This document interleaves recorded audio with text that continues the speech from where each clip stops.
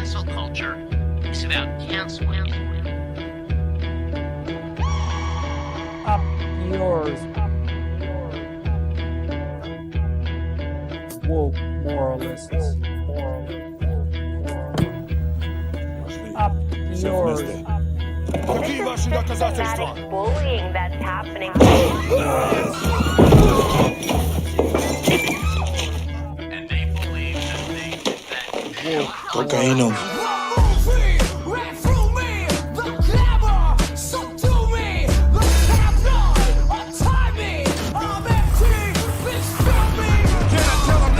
Never had a gun, but it's the wax that the Terminator X spun. Now they got me in a cell cause my records they sell. Cause a brother like me said, well, born like this, it's born like this, immaculate conception. Not transform like this, perform like this, which yells you a new weapon. I don't contemplate, I meditate, then off your head. This that puts against the bed, this that I got realness, I just push, cause it's in my DNA. I got millions, I got riches building in my DNA. I got dark, I got evil that rot inside my DNA. I got off, I got trouble, some heart inside my DNA.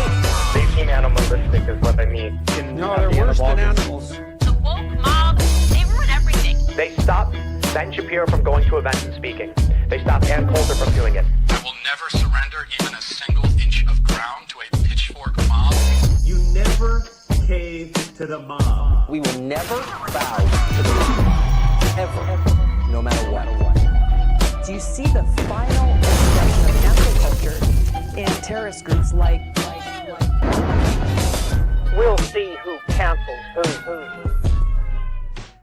They want you to comply. Hello. And then there were two. Yeah. Hi, everybody. I was gonna say, whoa, hold on, everyone! Don't all trip over each other trying to talk first today. We'll still talk over each other. It'll be like normal. Should we tell them? So the Leftist Mafia has been shaken up a little bit.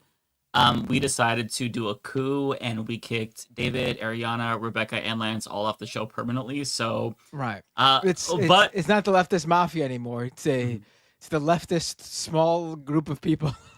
Yeah, we're gonna be bringing in some replacements very soon. One of them, I can't spill on who that's gonna be, but it rhymes with Pasan Hiker. Mana Asparian and Masan. We're bringing Anna and Masan.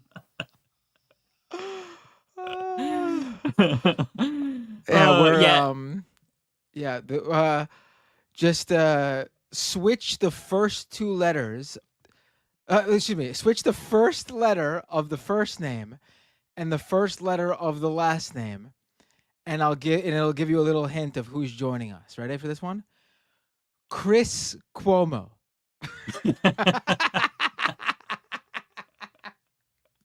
He'd be certainly a vibrant addition to the channel. He would add some colorful commentary for sure. I'm sure we'd have some spirited debates. Right. Do we go full screen? I think that's okay, too right? Close. You think it's too close?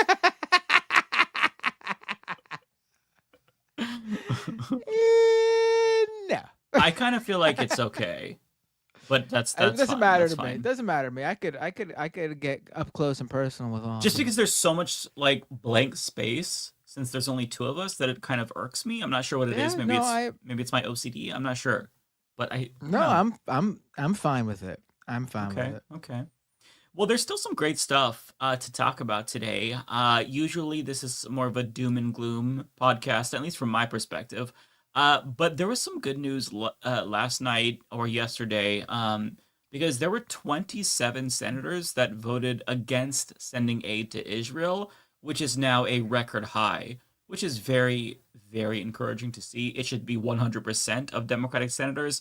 Nonetheless, that's a huge improvement, and I think that it indicates a little bit of a turning point within the Democratic Party. I'm not saying that they're all of a sudden going to be rah-rah Palestine and, get good, but I think that they're finally waking up to the new political reality that their position is untenable. Will they try to just placate us and not actually meaningfully change? Sure.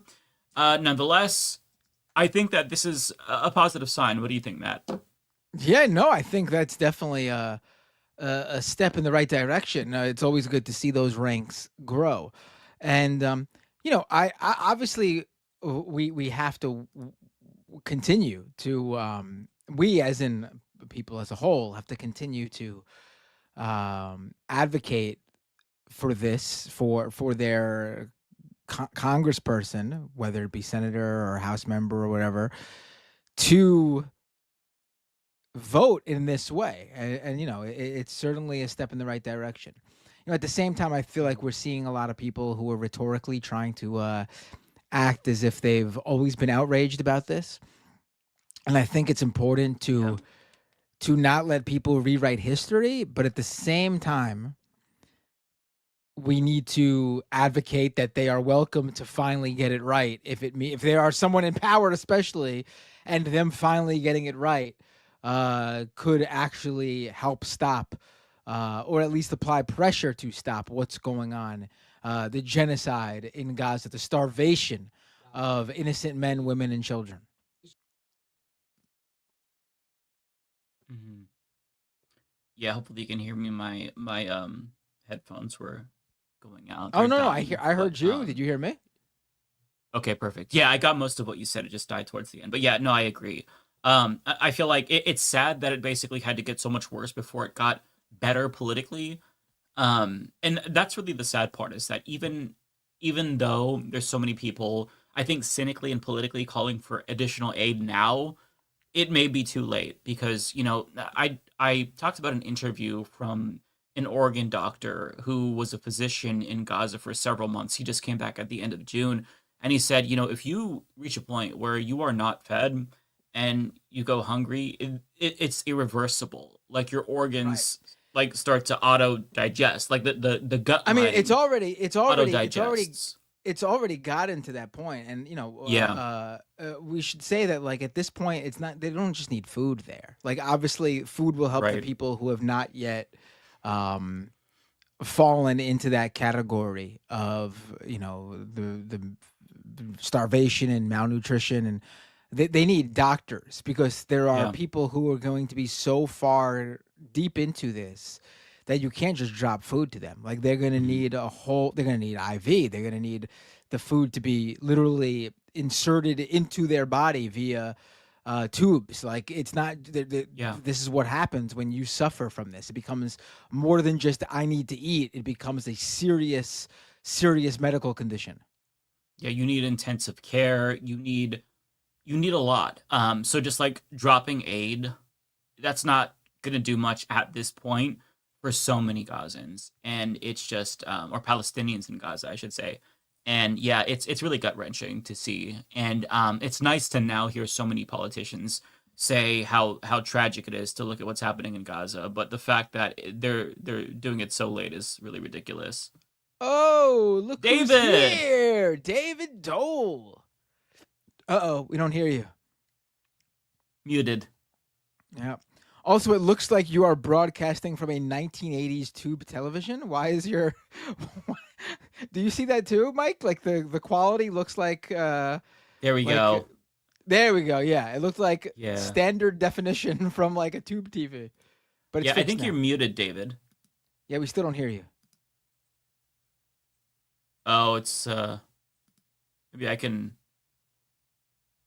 Okay, I can't. It says you're muted, like, in StreamYard. Like, I'm trying to unmute you, but it won't let me. Oh, okay. There I was we having go. I was turning on my soundboard and it was giving me weirdish, so I thought it was that, but okay. Oh, okay. Nice Well, to it's see great you, to have David. you here. Yeah, I sent a message that I didn't realize it was just two of you, so I felt bad. So I'm like, all right, I'll come in. It's all good. I mean, we were gonna deal with it. I mean, Lance, it's Lance's birthday, right? I don't want to Yeah, get it it's wrong. Lance's birthday. Happy birthday to Lance, by the way. Happy birthday, Lance. Happy birthday. Yeah. And then Ariana was going to join us, but there was mass flooding here in New York City. That's crazy. And if you were paying attention, you didn't go for a walk and take a subway to go wherever she was going, and then realize all the subways are flooded and you can't get back home. But not everyone pays attention to that stuff. Doesn't New York flood like every couple of years? There's like a big flood. We get a lot of. It happens. Yeah, it was a big flood today because it was a mass amount of rainfall in a very short period of time. In I think Queens, well, that's where I am, but in Queens and Brooklyn got it pretty bad. Certain areas were pretty flooded. I've seen lots of video clips, lots of pictures of flooded areas. My family, while I was doing the Majority Report today, they went out to get lunch and they got caught in it and they had to go through some serious flooding. But they were good. Everyone seems to be good. Yeah, it is what it is, right? That sucks. Damn. Ariana is fine, everyone. Someone asked, I hope Yeah, Ariana's she is fine. She's fine. She's fine. She I wouldn't messaged have, us, so I wouldn't have made that joke if it was serious, obviously.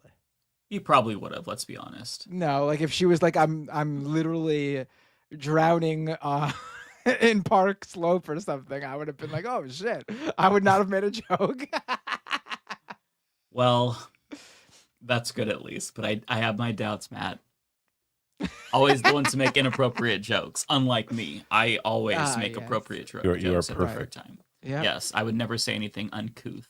If or Ariana was unbecoming of about a leftist. If Ariana was about 60 years older, you would be right there with me. Fair point. Fair point. So I wanted to talk about the Nelk Boys. Have you all heard about the controversy where they platformed Benjamin Netanyahu and got extreme pushback from their audience? This was such an embarrassing thing. I did a video on it, but they were basically doing these softball interviews. They asked him what his McDonald's order was, and that was honestly like the hardest pushback because he said he prefers Burger King. It was honestly one of the grossest things ever. They got cooked by their audience. So after the backlash, when they realized how bad it was, they said they're going to bring on a Palestinian or a pro-Palestinian guest, and they chose to bring on Bassem Youssef. And my God, Bassem Youssef did not hold back. The things that he said, I haven't watched the whole thing. I just saw a couple of clips online. So not only did he say, listen, you can't infantilize yourselves. You're 30-year-olds, so you can't make it seem as if you're Can we share dummies. clips here, or are they weird with like copyright stuff? We could share their clips, yeah, because I was able to play their clips. We should share that clip. So because I saw that one clip.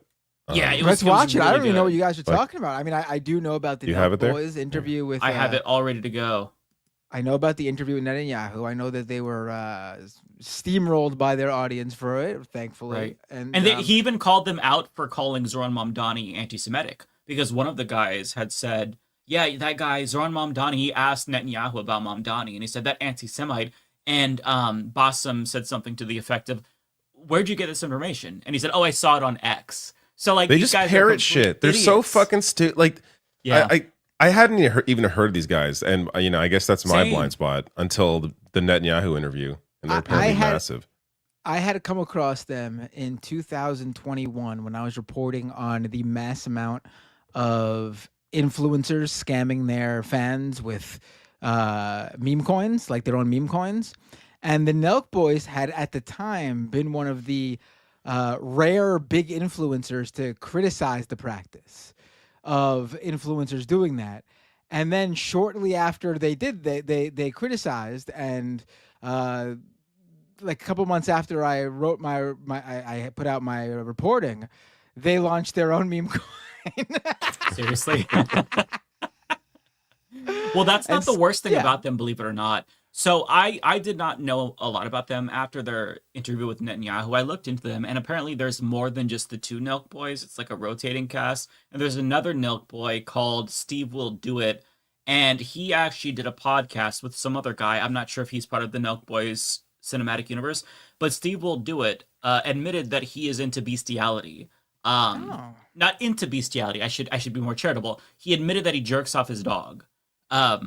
Oh my God! He literally admitted this. I don't know if we need to watch the clip. So did they kick him off, or is he still part of the rotating cast? Wait. When you say we know. don't know, when you say we don't know if we need to watch the clip, I hope you're not talking about a clip of. No. And it's crazy Then I because would it clicked say for yes. me. We definitely don't need to watch that one. We don't need Back to watch when that clip. No, of course not. Back when I used to watch the H3 podcast, embarrassingly, I was a fan of them, but they actually played that clip of Steve Will Do It talking about this, and they were making fun of him for it. And it clicked with me after this podcast. I'm like, wait, isn't that part of the Nelk Boys? And that's how I originally heard of them, but I had kind of like destroyed that information in my brain because I didn't want to know about this guy who jerked off his dog. Deeply, deeply, deeply fucking disturbed person. The way that he described it was him being like sympathetic to his dog because his dog can't reach his junk. And so he was empathetic because it's like, well, I would want to do it if I were a dog, but I couldn't. So I'm doing that for my dog. Like, I'm not joking. Like, these are the types of people that we're dealing with here. They're truly mentally ill and so idiotic that he did not think sharing that would be a bad thing to share. Like, I mean, like the fact that he did that, insane. But he shared it and was like, yeah, no big deal. So that's just to give you like a little bit of insight into these people.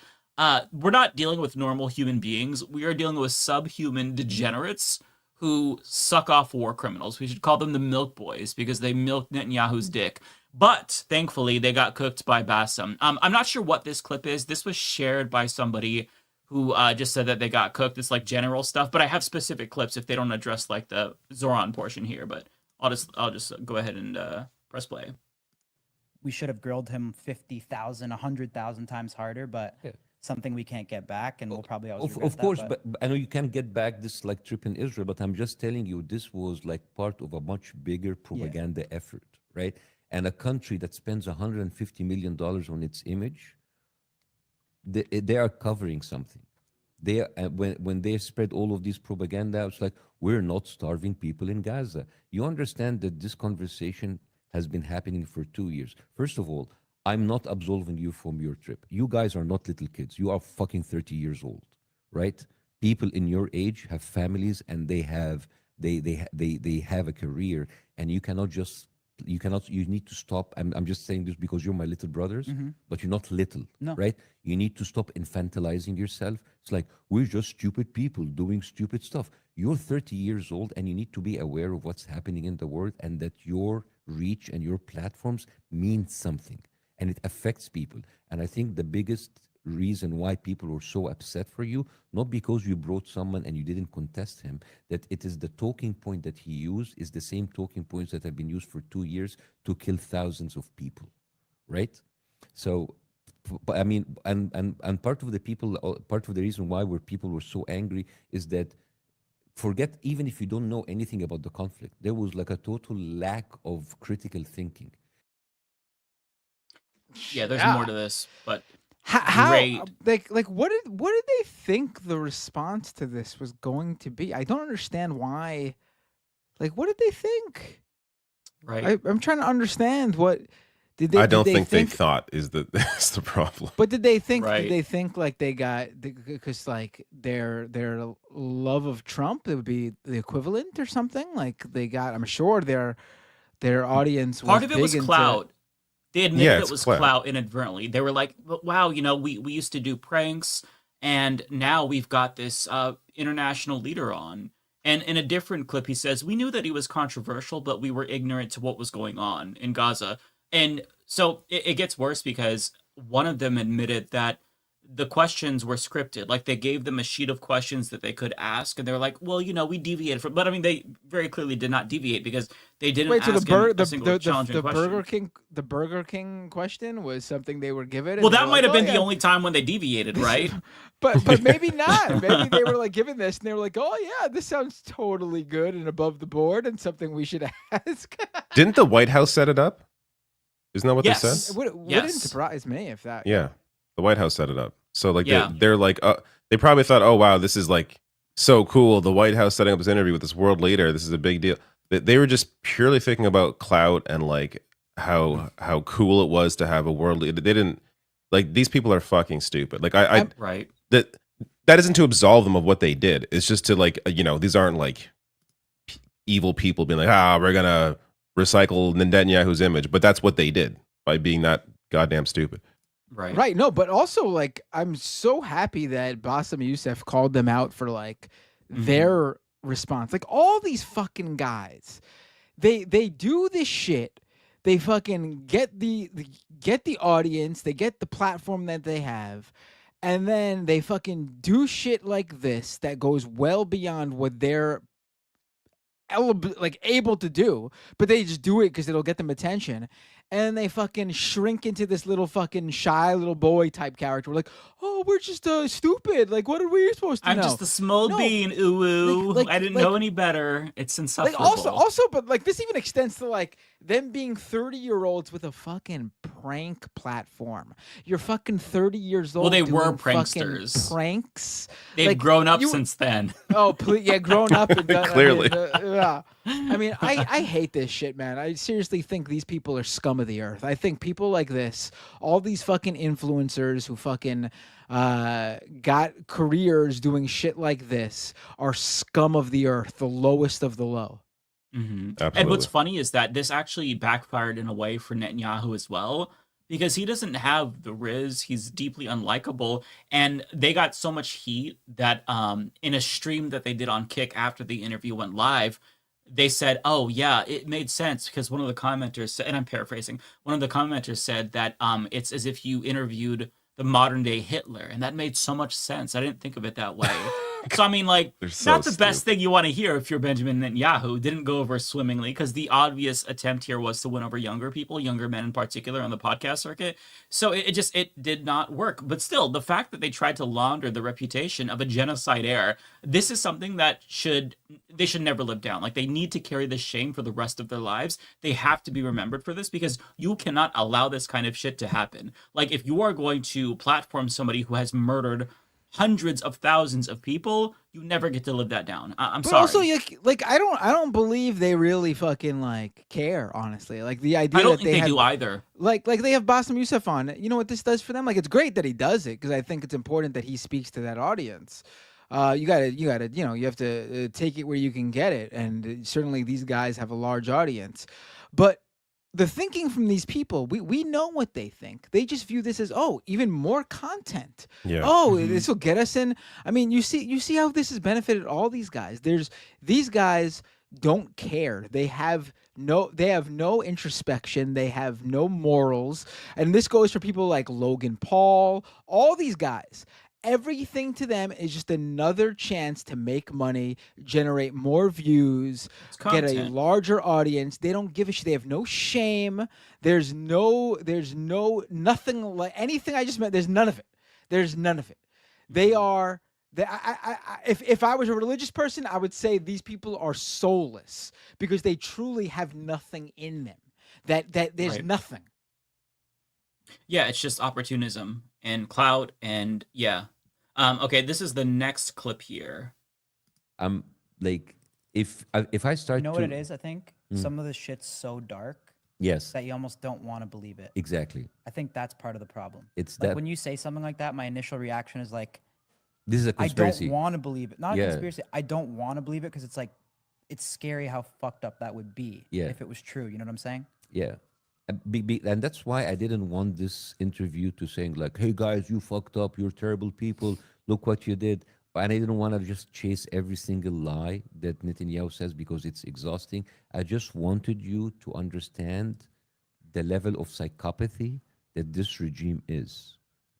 I'm like, and there's another clip here that I mean, I think Bassem Youssef is being very generous to them. He's obviously on their show, so I get it. But I would say that psychopathy extends to these guys as well. I mean, the idea, like, like his answer, I don't want to believe. You don't want to believe it.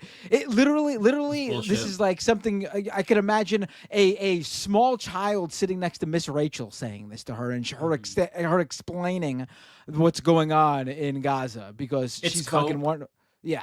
It's cope and damage control, so that way they don't look like they're monsters. It's like, no, because that same guy who said that admitted that he was ignorant to what was going on, but now he's saying later on, it's so bad. I just couldn't believe it. I had cognitive dissonance. When you knew well aware what you were doing, and you chose to do it anyway because you wanted the clout. I believe there are people who are ignorant to what's going on. And those are people who pay. They're not in politics at all. They pay no attention. They don't. They're just. I get it. There definitely are.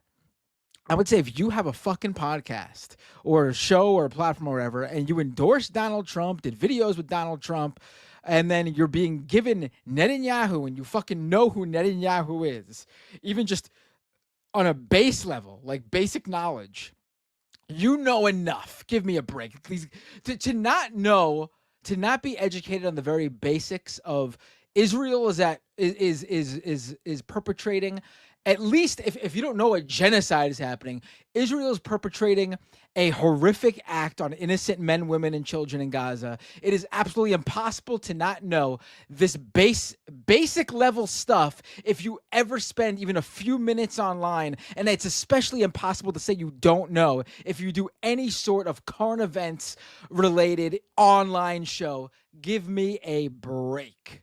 And if they really don't know, then don't have the people on. Like, I don't, dive into topics I don't know anything about. Like, why did and I'm someone who reads this shit every day. But if I don't feel comfortable discussing a certain topic, I'm not going to get into it until I know enough. Like, for these people to really not know anything, or at least have just a basic understanding, they at least have the awareness to understand you cannot tackle this in a way that is going to be worth. I mean, I guess it's worth their time because they got the attention, but worth the time of society to hear what you're saying. Yeah. No, I mean it's clear they feel this way not because they had some sort of revelation. They feel this way because they received blowback and they had no idea that much of the audience, their audience, would be against Israel. Because if it was the other way around and they heard nothing but good things from at least a significant portion of their audience, then this oh, I don't know what we did would not be happening. Give me a break. They would be dunking on the pro-Palestinian activists just like any other run-of-the-mill conservative if their audience wasn't against this. Mm-hmm. This is a clip. I have two more clips to show you. This is a follow-up to what they were just talking about laundering the reputation of Netanyahu. That video, guys, that you did, it has 7.5 million views on YouTube. Even if October 7th didn't happen, you unknowingly were used as a part to launder their propaganda and give people and just like go into their heads and just like plant these horrible images about Palestinians. So people's like, oh, there's just a bunch of people staying in tents. It's okay to kill them. So you understand? No, I'm just trying to digest it. Yeah. Yeah. Give me a break. Yeah. So it's that dude in particular. I said this when I did my video. I don't know his name, but you could tell there's just nothing going on up there. Oh, like, yeah. Dumb as a fucking box of rocks. My God. There are certain people who you could just look at and know that the cymbal clapping monkey is just in that head of theirs. That's it. There's nothing going on in there. You could just tell. Yeah. Just give me a nothing. break. I mean, the interview is still up on their YouTube. I checked. Yes. Usually I wouldn't say take you down because you should fess up to your shit. But I mean, at the same time, like, what purpose is this serving? Yeah. Yeah. It hurts them because there is not a single comment that is in favor of the Milk Boys. All of them are shitting on them, saying they unsubscribe. And people say that all the time if you post anything, right? As a creator, we know this. But I checked their social blade. It says that they lost 10,000 subscribers. Now, that could just be like they went from, 2.1 million to 2 point, it might not mean a lot. Like, who's the audience for that channel to begin with? Other dumb people, right. I have to imagine. Like, who else is going to be watching them? Yeah. So that's also why, like, what they did is so destructive, because you're interviewing Netanyahu favorably to an audience that I'm sure are sponges that just don't know shit because they're watching you. Right. It's like they are part of this podcast sphere along with the Rogan viewers where they just kind of listen and parrot whatever they see and hear. They're like sponges where they soak up whatever bullshit, is shoveled down their throats. So yeah, the fact that they rebelled is impressive for the audience. And I think it kind of speaks to just how bad Netanyahu is and the way he's perceived in the US. This clip here is him asking about the accusation that Zoran Mamdani is anti-Semitic. Because that was like the way he said it, just matter-of-factly. Yeah, this anti-Semitic guy, Zoran, was so fucked up. So you're going to see Bassem confront them on that. Right? So, for example, when you were in interview and you were talking about New York, it's like, oh, Mamdani, that guy is like anti-Semitic, right? Where does this come from? Just stuff I see on X. Yes, stuff you see on X, but you don't question why is he anti-Semitic, right? What did he say, though, right? I mean, what do you say to that? Like, what the fuck? These I guys just saw it are on X. I mean, listen. I think it's obvious they're playing stupid here. Like they fucking. I think so too. too. If you wanna like get down to it, these guys are probably fucking Zionists. I mean, look at who they interview. Like the idea that they're playing. You think they have like a fully formed opinion on Zionism? I think they're just stupid. No, I mean, when it comes to Mamdani, I think they probably think he's an anti-Semite because that's the conservative line. Like, look who they. Yeah, that's what because they're stupid. I don't know if they actually believe anything. I think they're just parroting shit they hear. Over the past year, this is who they've interviewed. All right, you got some UFC guys, Dana White, who is Donald Trump supporter, yeah. John Jones, Bill Maher, Byron Donalds. Why they interviewed Byron fucking Donalds? But they're interviewing Byron Donalds, Sean Hannity, Theo Vaughn, Aiden Ross. We got Ben Shapiro, Matt Walsh, Donald Trump, Jordan Peterson, Kevin O'Leary, Robert F. Kennedy Jr., Patrick Bet-David, J.D. Vance, and then get this, right before J.D. Vance, their interview right before him was with Will Smith. I mean, these are guys who clearly are conservative, and they didn't fucking call Mamdani an anti-Semite because they're just dumb influencers who fucking just looked on X and saw they was being called an anti-Semite, so they just... No, these fucking guys are trying to play it up now that they made a big mistake and that they're not those guys. They are. These guys are dumb. They're dumb, and they are right-wingers. They're definitely both those. Mutually exclusive, yeah. Ironically, after they brought on Netanyahu, they did this stream, or whenever their interview went live, I referenced the Kick stream when they were talking to audience and whatnot. So they chatted with Adam Friedland and Hassan about like why this was bad, and it was a great conversation. Adam Friedman was like, "Why don't you just go back to pranks?" And then they ironically brought on Nick Fuentes, who explained why you shouldn't platform people like Benjamin Netanyahu. So I just feel like there's no hope for them, to go from modern day Hitler to a neo-Nazi. Like, I feel like you have to stick a fork in them. They're done. There's no learning. Their brains are incapable of learning. Like the neural synapses aren't. There's no sparks there, right? Like there's nothing there. So I feel like if you are a fan of these dudes, you owe it to yourself to listen to somebody that's more intelligent, who's not gonna kill off your brain cells, because like this is truly just like, to say it's slop would be a compliment almost. Like that's how shitty this is. And by the way, I found the clip. I'm not gonna play it for you all because we don't need to hear that. But if you want to see it yourself, there is a clip. If you search "Steve will do it dog," it is this clip right here where he talks about jerking off his dog. So yeah, that's the kind of people we're dealing with, where they are caveman, barbarian, feral, fucking imbeciles who don't know their ass from their elbows. Genuinely am impressed that they haven't died because they like forgot to breathe at some point. I just like I have nothing for them. Like no respect at all. They're so fucking brain dead. It hurts to see them so popular. Like we've been struggling for years to like build platforms, right? And then for them to just like be pranksters and then convert to political commentary. It's like what qualifies you to talk about There's politics? no meritocracy in this shit. It's right. Like it's capitalism. Like the less of empathy, like the less empathy you have, the more successful you are, because you like these guys are just chasing money. If I did my channel just chasing money, not caring at all about anything, like first of all, I couldn't operate that way. But I'm sure I would be in a more financially successful place than I currently am.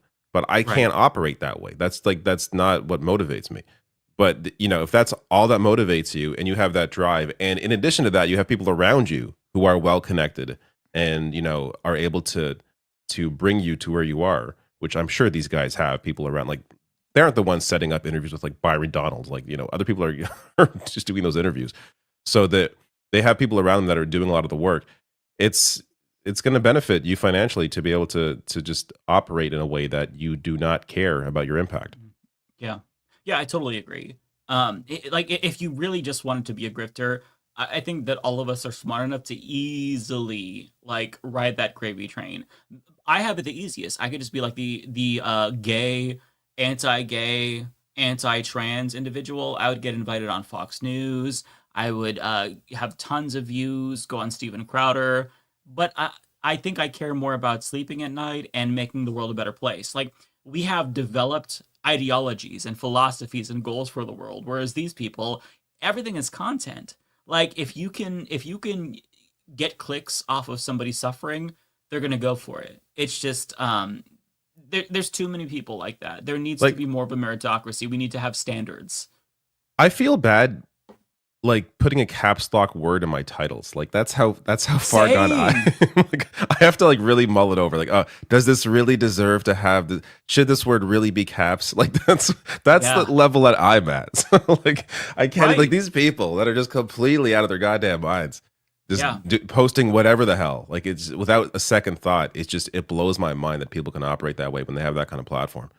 Yeah, because that's a great point. Like we agonize over the shit we put out. If we fuck up, we correct it. You always see me once in a while having like a pinned comment with a correction or just a clarification. Yeah, like I want to add to the world in a positive way.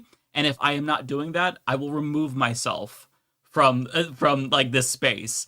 So just the fact that people with such large platforms have no sense of responsibility to me is baffling. And I think there's these are the people that you know in real life that are just like these stunted adults that never mentally grew out of high school. They just always have that like childish teenage mentality. They never grow up. They always act immature, always like think that the world revolves around them, have main character syndrome. And like some of these people, they ended up having really big platforms, and we're seeing like the effect that has on society. But then there's also just like the opportunism. Like, you know, when the Nelk Boys platformed Netanyahu, there's also the discussion in the same week about Jubilee and how they platformed Nazis to debate Mehdi Hassan. Now, I bring up Jubilee as a segue to another Jubilee clip because I don't know if you all heard, but Cenk Uygur is going to go on Jubilee, and they just released the teaser for it. Oh, they did? Oh, what? shit. I didn't know. Oh, they boy. just released the teaser. I got to see this. And as much shit as I talked about Jubilee, I may have to watch this Jubilee video. The slop just keeps pulling me back in. I'm part of the problem. Does Cenk look like? I guess we'll see for ourselves. Let's do this. Oh my god. Yeah, so this is just a really quick 1-minute preview where I don't understand the premise. So it's apparently a populist leftist versus Democrats and Republicans. I guess these are like establishment Democrats and Republicans, but they show you the prompts and whatnot. So, and there's one moment in here where Cenk Uygur gets very defensive. I'm not going to spoil it for you, but you'll know what I'm talking about when it comes up. We've tried establishment Democrats, complete failures. We've tried establishment Republicans, complete failures. We tried fake populism under Donald Trump, complete failure. I disagree. So the only thing we haven't tried is left-wing populism. And you say, don't try it. Go back to the establishment Democrats. Are you crazy? You can't vote Democrat and then say that, well, because they still support the rich and the rich still get all the tax cuts, I'm still going to cast my vote, which is the most powerful political weapon you have, to the very establishment that you're on one hand trying to tear down. That's just weird to mention guardrails against firing people when you rejected a union at your company and fired somebody for organizing. Yeah, that is absolutely not true. You could say that if you like. That is true. Look it up. Fine. So since you smeared me, let's explain. Claim number one is that Democrats and Republicans agree on economic issues and try to divide us and distract us with culture wars. Democrats don't want to pass their agenda. It's a marketing ploy, not a mission. The Republicans only care about the rich, and everything else is a mirage. Media and money control all of politics. Hi, I'm Cenk Uygur. I'm host of the Young Turks. I'm also founder of Just Democrats Wolfpack and Rebellion Pack, where we're trying to bring the country together. And here I am surrounded by 20 Democrats and Republicans, and I'm going to try to bring them together. I gotta say, his looks not so great, honestly. I wish it wasn't him doing that debate. Like I'm fine with that debate, obviously, but like it's a reasonable debate. I feel like he's not the person to make the arguments. Like, Also, not it's gonna very. make it look bad. I think it comes off very bad to be like, and claim number 4, money controls everything in politics. Hi, I'm Cenk Uygur, leader of Wolfpack, Pack, and Pack. From the Polymarket Studios. I think. Yeah, I don't know. I think going in and trying to be like the guy that's going to go after Democrats and Republicans. This format does not. It just came off as muddled. I didn't know. I mean, I guess because it's just the teaser, and I guess when each person sits down and you watch the whole thing, you'll have more of the context. But from the teaser, it just felt muddled. Like he wasn't getting any point across because it's just his stance going in is muddled. You know, like he's going after Democrats and Republicans, like, which is fine. Obviously, we do that. But it doesn't really. That's not really how this show is formatted to do that. You know what I mean? Like, considering a lot of his messaging is about trying to talk to right-wing voters, I feel like this debate is not the right debate for him. He should he should be in the debate with the right-wingers. If that's what he tries to message his entire thing around. Like he tries to get those people. He shouldn't be the ones talking to I guess centrist Democrats. Like, who are these people? And like, are they working in the party? Like, what young person takes the perspective of defending the corporate establishment? Like, unless you're working within the party, unless you currently have a job with the Democratic Party, it just seems like, how do they find these people? It's very bizarre. And not that Cenk would be the best person to debate this subject, but I feel like for him, it would make sense for him to debate like liberal Zionists or something like that, because he's actually really good on this issue. When he debates them on Piers Morgan, same for Anna. They do a great job just on this one topic. You deviate from that, then the commentary is usually dog shit. But like for this, like you both said, it doesn't really make sense. I think you either have to pick where you are going up against establishment Democrats or Republicans, because you're arguing with both, and the whole point of the show is like they vote each other out. So if somebody's up there, you raise red flags. It sounds like he's arguing against Democrats, though. Is he arguing against both? It sounds like supposed to be the way his arguments are created. It sounds like he's arguing against like establishment Democrats. So I can find the clip actually. He described it as uniparty versus establishment. I think. Let me try to see if I can find that clip. Because the way that the debate came off to me is that he's arguing from a left-wing perspective against center right Democrats. Yeah, so there's a little bit more context here from this clip shared by Natalie Marie, where he was asked about it on the Young Turks. Let's go to Super Chat. Kenyatta Gain says, I would love to see Cenk do a Surrounded Jubilee episode like Mehdi Hassan. Well, ask and ye shall receive. That'll be coming out soon. I debated 20 people, 10 Republicans, 10 Democrats. Populist takes on the Uniparty. So that doesn't really make any sense. Ought to be a dude. How do you do what? It's such a bad. That's very bizarre. Yeah. Populist. I would have been fine. I would have been fine with him doing either, honestly. Whether he wanted to do one going, I mean, but this is it's his thing's gonna be, his appearance is gonna be very muddled, because no one is going to be able to really take away anything, because he's gonna be playing both sides. Mm-hmm, right. Yeah, and like, who's defending the Uniparty? Precisely? Exactly. Like, that's why who's defending that? The only reason they're in power is because they have all the fucking money. But like that's no one is in favor of corporate control. Well, like, that's been his thing for a while, right? Yeah, but what's like, the Uniparty I feel like during he's this hyper polarized environment? There is no Uniparty. I mean, the Young Turks for the past like year, I feel like, have been fighting a battle against like this omnipresent uniparty that just does not exist. Yeah, you can say that like both parties agree on certain things, like Israel and whatnot, but like the uniparty is such an amorphous term that doesn't really make sense. Like, it just, you're vaguely referring to the government as a whole, which is shitty, I guess. But like, I just don't know any quote uniparty people. Well, here's the thing. Like, his take is that establishment Democrats and establishment Republicans are the same, because they're all owned by money. They're all, corporations. I get that claim. So then your beef should be with the lobbyists and mega corporations, should be with the big banks, with the financial industry, with the big real estate companies, with organizations like BlackRock, with big tech companies. But instead, he just keeps punching at these Democrat and Republican politicians who he say are owned by these people instead of going after them. It's very bizarre. I don't get, like, it's just a waste. It should have been like capitalist versus millionaires and billionaires or something, since they buy the politicians. But they're also capitalists. that's why his his arguments are always like in this day and age, like 10 years ago, whatever, his arguments were, I think, effective and fine. But like in this day and age, arguing from the position of, hey, I'm a capitalist, but also I'm against corporate control of government, even though they're all capitalists too. It's just there's no coherent message to any of it, or ideology. But not that you need an ideology, but there has to be a coherent, principled message of what you're arguing. And it doesn't make sense when the very system that you are against is only existing because of the system that you support as a capitalist.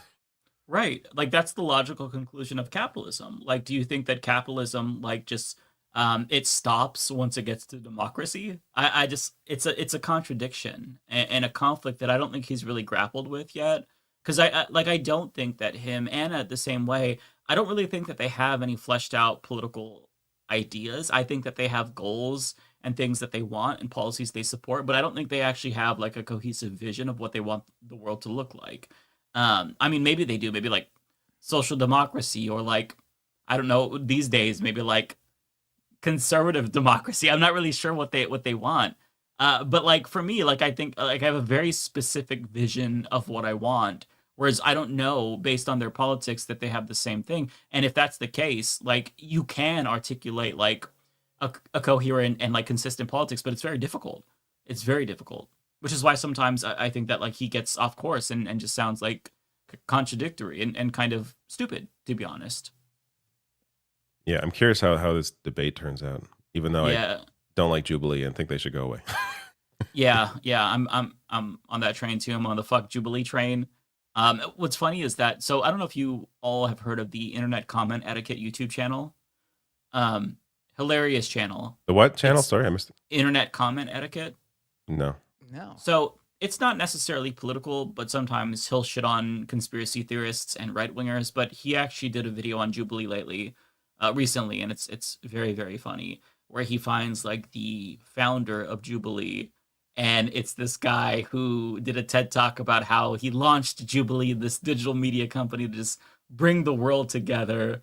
When it's like, bitch, you don't care about that shit. You just want to make money. What are you talking about? Like, that's the exact opposite is what Jubilee is doing. But yeah, he did an interview with what's her name? God, now I'm blanking. But he did an interview where he said the same thing. Where it's this is about bringing people together and empathizing. Yet that's not the debates that he sets up. He's not setting up debates where he's trying to get people to agree. He's purposely setting up debates where it's like these people versus these people, and they're going to fight to the death. Like, there's no attempt to try and connect with the other side and understand them, and like that's not at all of what he does. Like, it's this justification after the fact of, wow, this is very successful for me, and now I have to justify why this is okay to do, even though it's clearly not improving the discourse. Yeah. I don't like Jubilee. Fuck Taylor him. Lorenz, that's who it was. Yeah, somebody in this. Oh, right. But with that being said, I might have to watch the Cenk one. I just hope it's not. I hope it's not terrible for him, because then again, even if he like loses the debate, it's not going to hurt anything.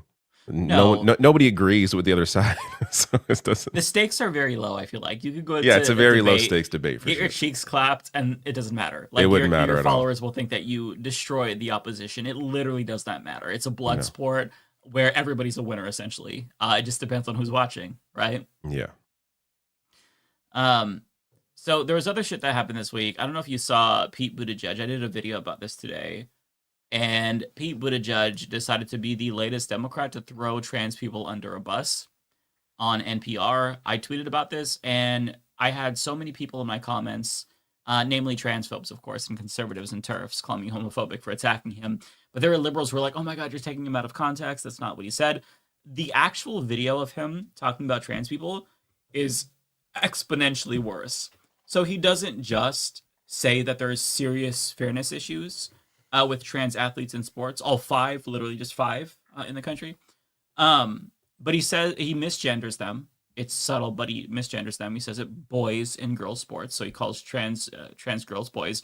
And he also says that the parents who object to their kids playing sports with like trans kids, they actually have a case. It's legitimate. And we have to approach those people, the bigots, with empathy. It was such a bad moment for him that I feel like it should be disqualifying. And my video was about like the response from LGBTQ plus people who are like, what the fuck? Because like everybody knows that I hate Pete Buttigieg, but I felt like it would be more compelling to see what people who don't hate him have to say. Like there was a campaign staffer who's like shitting on him relentlessly. This is somebody who worked for him in 2020 and came out to his husband as queer. And she's like, fuck him. Like they're just like completely outraged. People who looked up to him. Cause like there was no spinning this at all. What he said was transphobic. I could pull up the clip if you all want to watch it, but it's not super long. But what he said was just very, I haven't seen this, but it's cynical as it is fuck disqualifying, and I feel like, you know, who knows what the next election looks like because Trump and everything, but right. I do feel like the Democratic Party base is at a point where they're not taking shit anymore. Just looking at data right now, and of course data can be flawed, but like Democratic Party less popular than Trump in some of the data I'm seeing, like the Democratic base has dropped the party. They do not like the current makeup of what the party is because they do not see people fighting for them. And you have a motivated younger base, but I don't think it's just younger people. Like people generally are just disgusted at the lack of humanity that the party shows towards Palestinians, and that is going to reverberate in other issues like this. Yeah, I mean it's hurting the party because there was a poll that came out. I can't remember if it was from YouGov, and I think it was Data for Progress, where it showed that in the New York City primary, 62% of voters said that they were motivated to come out and vote for Zoran Mamdani because of his position on Palestine. And 78% of them thought that it was a genocide. I think like 60 some odd percent wanted to arrest Netanyahu. So the party is completely out of step with the base. And now that you see some politicians, namely Gavin Newsom, Seth Moulton, Rahm Emanuel, ones who are very clearly, trying to run for president in 2028, throwing trans people under the bus. They think that that's going to help them win over conservatives, but it's going to hurt them because they're just making them more alienated with their own base. Like, it doesn't make any sense to me. But that's what this guy, he asked the question about, hey, Rahm Emanuel says this. And, Pete Buttigieg is savvy enough to be able to respond in a way that doesn't dehumanize trans people. But he uses, fucking almost therapy speak and social justice language to just throw trans people under a bus, which is why I think a lot of liberals were reluctant to call what he said transphobic when it was explicitly transphobic. So I'll go ahead and shut up and play it because, this really pissed me off. Gave an interview to Megyn Kelly just the other day, and she asked a series of questions about trans people. Mm-hmm. He ended up contradicting most Democratic Party orthodoxy about trans people. Talking about Rahm Emanuel, by the way. Ended up by agreeing with the idea that a man cannot become a woman, and then said he was going to head for the witness protection program because he was aware that some Democrats would be unhappy. What's your approach to that, and how would you try to appeal to people who disagree with you about it? Well, I think the approach starts with compassion for transgender people, compassion for families, especially of young people who are going through this, and also empathy for people who are not sure what all of this means for them, like wondering, wait a minute, I got a daughter in a sports league. Is she going to be competing with boys right now? Right, and just taking everybody seriously.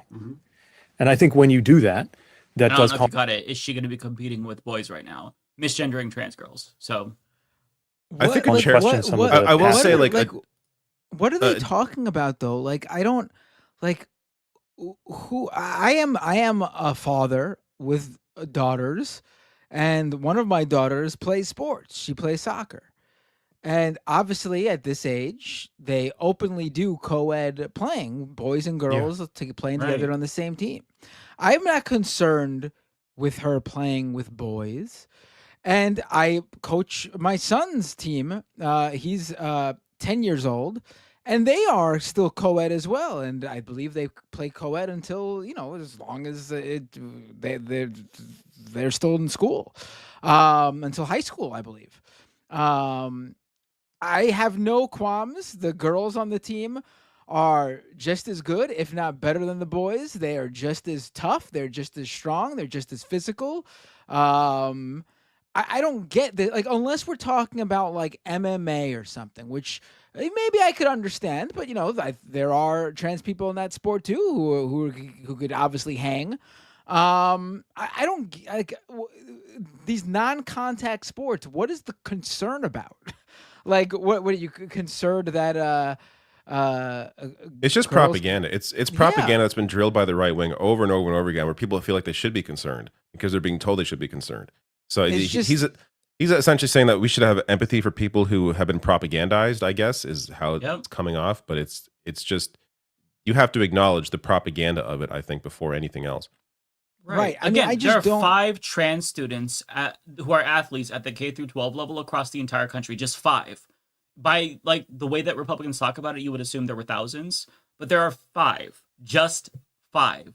Your kid statistically is more likely to be electrocuted or struck by lightning, eaten by a shark, shot by a mass shooter, than they are to encounter a trans athlete. It is insane that this is an issue that is still being talked about. It is completely fabricated.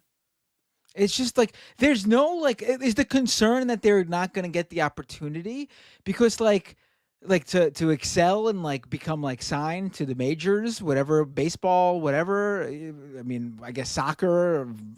What is it, getting the Olympics for swimming?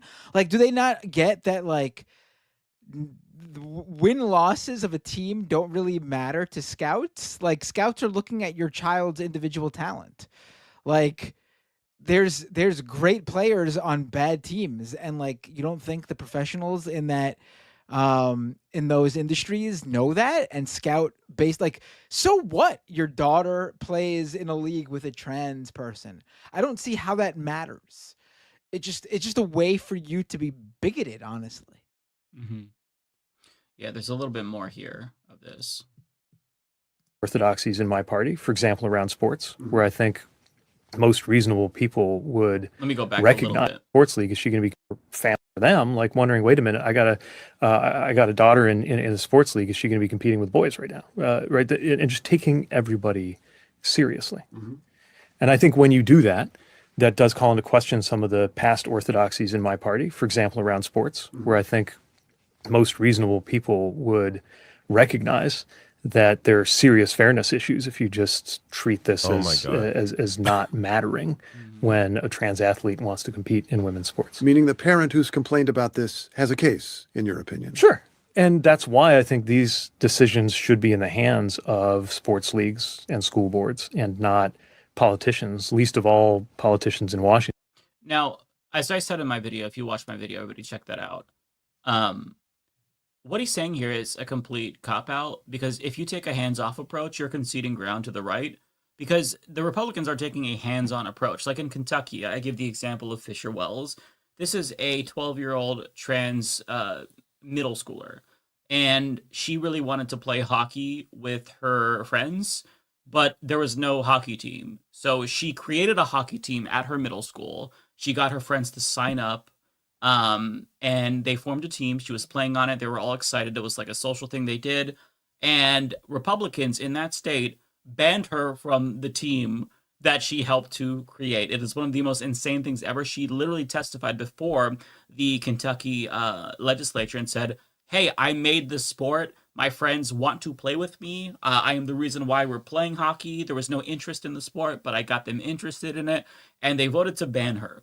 So I think that, like, if you as a Democrat can't say, we're going to reverse that and let that little girl play, I think that that's chicken shit. I think you have to fight. You can't just have a hands-off approach when Republicans have a hands-on approach. Like, you have to fight relentlessly. You can't just sit on the sidelines when they are discriminating against trans people. And like the transports issue is just a Trojan horse. Like, the goal is to get people to accept the premise that, yeah, maybe we can allow some discrimination when it comes to sports, but it never ends there. They don't just like give up. Then it becomes gender affirming healthcare. Then it becomes, well, what about, trans girls in cis girl spaces? It never stops. Like, the goal is complete eradication of trans people from public life. And then once they finally get that, they're going for Pete Buttigieg and gay people, his family, and their eradication from public life. Like, it's mission creep. And he's too stupid to get that. No, actually, let me rephrase that. It's not that he's stupid. He's too cynical to understand that. Because he knows what he's saying here, but he's making this decision to say what he said because he thinks this will position him as a more reasonable person in 2028. And he's going to boast about this. Mark my words, save this clip. He's going to say, look, I got some heat for my stance on trans sports, from the left. But I think we have to listen to both sides if we want to come together as a country. Like, that's what he's going to do. That's what Gavin Newsom is going to do, and Rahm Emanuel. That's what they're going to do. So it's chicken shit, and you've got to draw a line, I think, and not let Democrats do this shit. It's bad enough that it's going to be really difficult to find a contender in 2028 that isn't pro-genocide or isn't phony on the issue, like a Johnny-come-lately, right?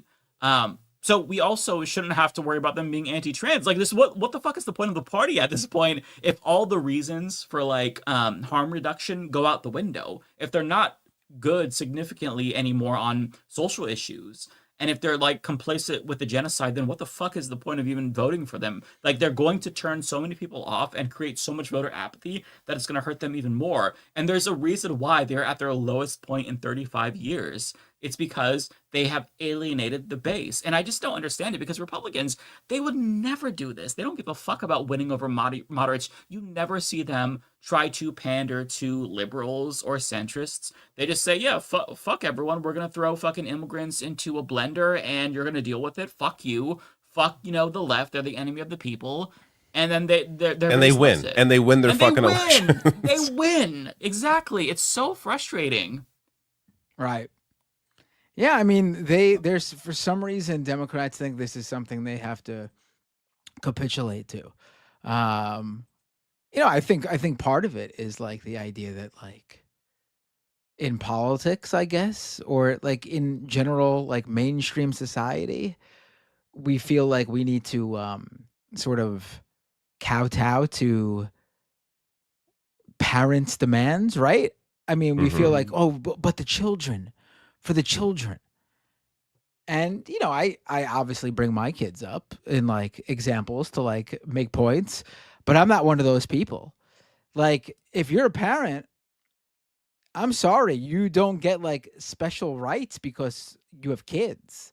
Like, other people who don't have kids shouldn't have to change their way of living to your standards because you want to shelter your kids from something. I'm sorry, that's not how it works. Yes, no, 100%. Yeah, you can't be limiting speech because what you're afraid what your child might see. Like, so that's not how shit works. So like, I feel like a lot of this is also like, oh, I don't want my kids to know about trans people, or I don't want my kids to even compete with trans people. And you know what? I don't give a shit if that's how you feel. 100%. I don't care. That trans kid has a right to play, just like your kid has a right to play. And you could say there should be some sort of league for them, all you want, but there isn't, right? There isn't. So you're denying them the ability to play, but your kid has the right to play. No, I'm sorry, that's not how it works. That's not how it works. Or that's not how it should work. There's also like there's also not enough trans kids to form a league. Like, it's just the idea on its face is so stupid. Like, it goes to show how unimportant, in the sense that this is not like this should not be a national political issue. This is an issue of human rights, and this stuff there shouldn't be debates about people's human rights. Like, it should just be obvious.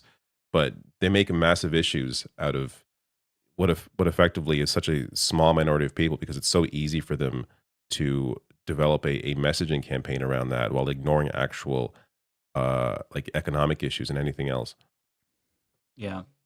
Yeah, no, I totally agree. It's very, very demoralizing, but that's why I think now we have to, lay down the law and be very loud about these Democrats who expect to compete in the 2028 primary, assuming we even have free and fair elections by then, because Trump just got the governor of Texas to gerrymander them 5 new seats. So if they're trying to rig the midterms, then, we'll see what 2028 looks like. But like, if they want to be the next standard bearer for the Democratic Party, they can't be transphobic. Like, I think we have to be very unequivocal about that. And whoever ends up taking up the mantle in 2028, like, they're going to create a trajectory that the party follows. And if they create an anti-trans, pro-genocide trajectory, this party is fucking cooked. That's if they're not already completely like able to come back at all. Like, I don't know. I genuinely don't know. Well, I'm seeing what Jeremy Corbyn's doing in the UK with his new party, and it's getting a lot of momentum there. And that's clearly a different system. It's parliamentary system. They have different parties already. But if there was any time that there was going to be a third party that actually was able to work, if the system worked differently, this would be the time to do it. But it's not how the American system is set up. It really makes me long for a parliamentary system. I'll be honest, because presidential systems are not good. I think that there's positives to the decentralized nature of like a presidential system. In some ways it's good that outsiders can run for a party and don't have to get party approval. But in some ways it's bad, because like Donald Trump would not be president if we had more closed party systems. But on top of that, also, like, they can't, like, Democrats aren't able to just kick out like Rashida Tlaib because they don't like her. So that'd be one downside to parliamentary systems. But then again, if they did kick her out, she'd be able to create her own party. So it wouldn't be wouldn't be bad. Overall, I lean towards a parliamentary system overall, just because like even in first past the post parliamentary systems, like the results are just so much better than what we're getting. I mean, my God, the founders are so stupid. I mean, the system just based on the fact that Trump is the president in the U.S., I think a parliamentary system is better. It kind of disproves presidential systems, does it not? Because we have, a first past the post, which is shitty, but a parliamentary first past the post system. I would argue what we have here is just at least a little better in terms of the electoral politics of it than what Americans have. No, hands down. I always talk about like electoral reform, but it's like, honestly, we need a whole new ass fucking system. I'm sorry, like the whole system of governance. Like, I guess I don't want to say the words regime change in America, but like I don't know that we can repair this shit. It's so bad. How Need do you a blank polish slate, this start over. Yeah, just start from scratch. Tabula rasa. Or Cascadia, Oregon, Washington, California. We could be our own thing. I think that would be wonderful. It couldn't happen, but it would be amazing if it happened. I just think like this is not working very clearly. And that's the news this week. So that's it, folks. Perfect time. What, is there? Do we have any more clips to watch? I feel like we were. I have one more clip. It's not like so. Anything fun? Itself, this is not fun. Okay. It's not necessarily bad though. I do have a kind of fun clip. I have 2 clips actually. They're short. So this one, it's more about me reading the context here. This is from Call to Activism. So they say, major breaking, CBS News says it investigated the jailhouse footage from the night Jeffrey Epstein died, reveals an unidentified person on camera. The individual was not identified nor referenced in the DOJ's report about Epstein's death. A figure can be seen walking in a common area near Epstein's cell only 2 hours before Epstein was found dead. And they do have the footage to confirm this, which is a little bit spooky. I'll play it for you. Example, 4 a.m. Noel remains in full view of the camera, yet seconds later, someone walks in, and it appears neither Noel nor Thomas let her in. The report is silent on this apparent contradiction. Example, 4 a.m. So, you know. Wait, what? Okay, let me see this again.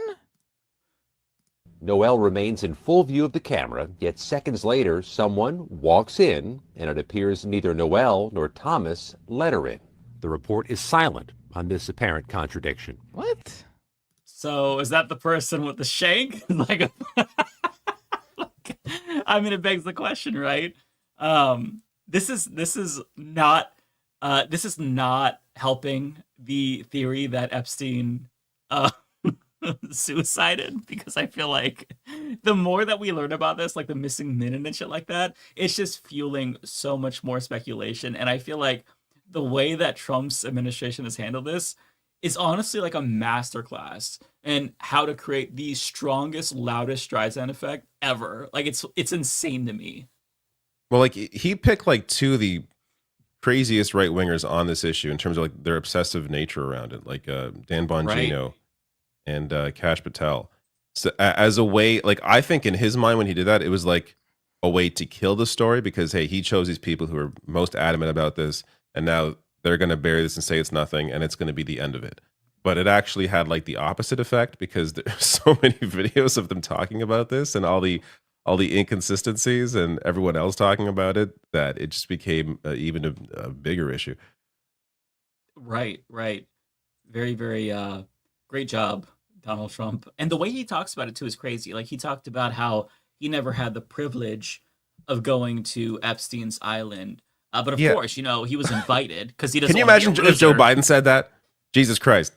Like privilege. Yeah. I never had the privilege of going to Epstein's island. Like any line, any of the things that Trump has said, imagine any Democrat saying those.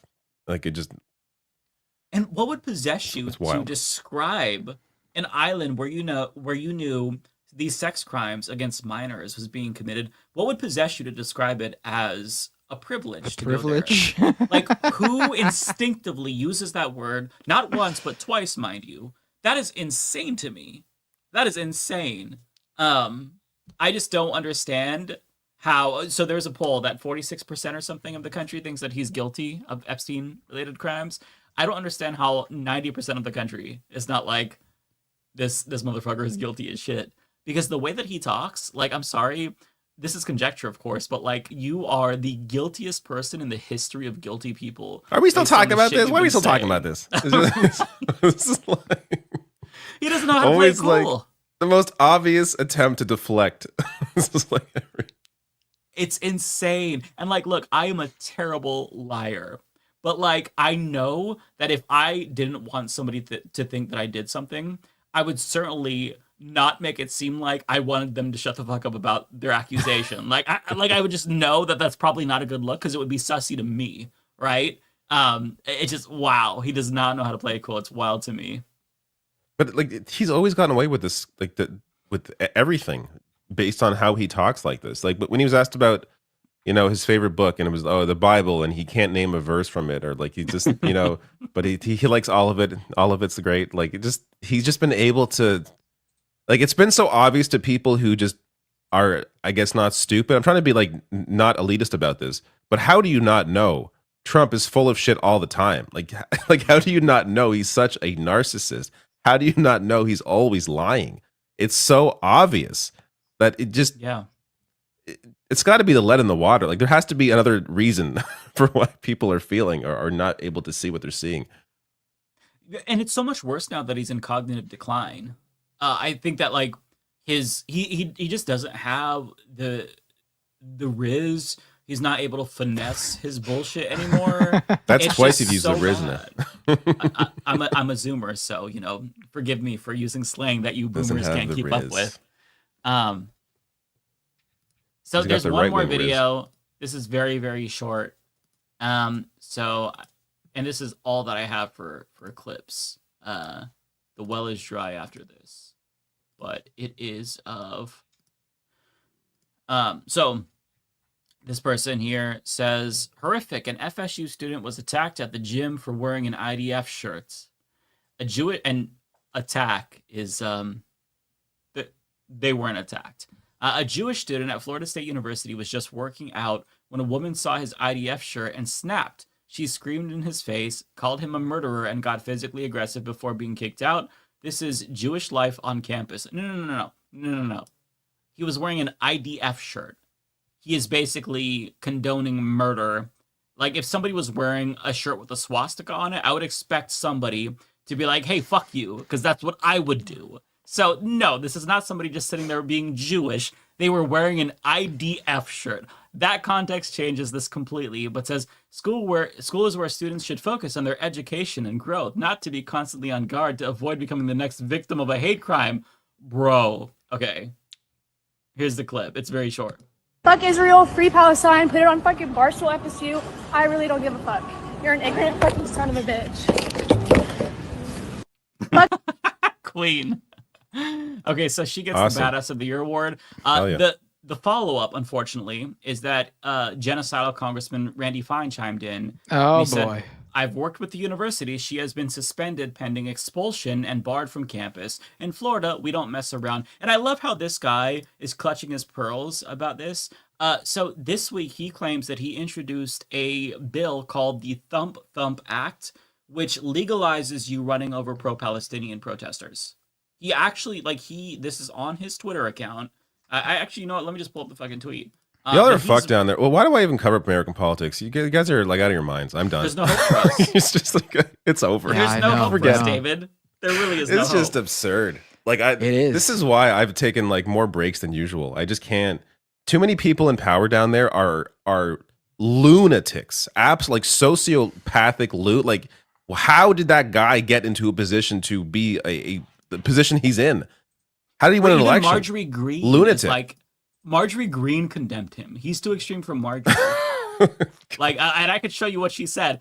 So the Thump Thump Act will allow Americans to run over these Muslim terrorists. They don't try this in Florida because of the bill I helped pass in the legislature to allow them to be run over. It's time to take it national. Thump Thump. And he said this in response to protesters blocking a highway. Thump Thump. Yeah, the Thump Thump Act. Yeah, it's very funny where you. There is stuff that I cannot say on YouTube that I wish I could. That guy is. Beam it into the camera, David. We're picking up what you're putting down. We understand.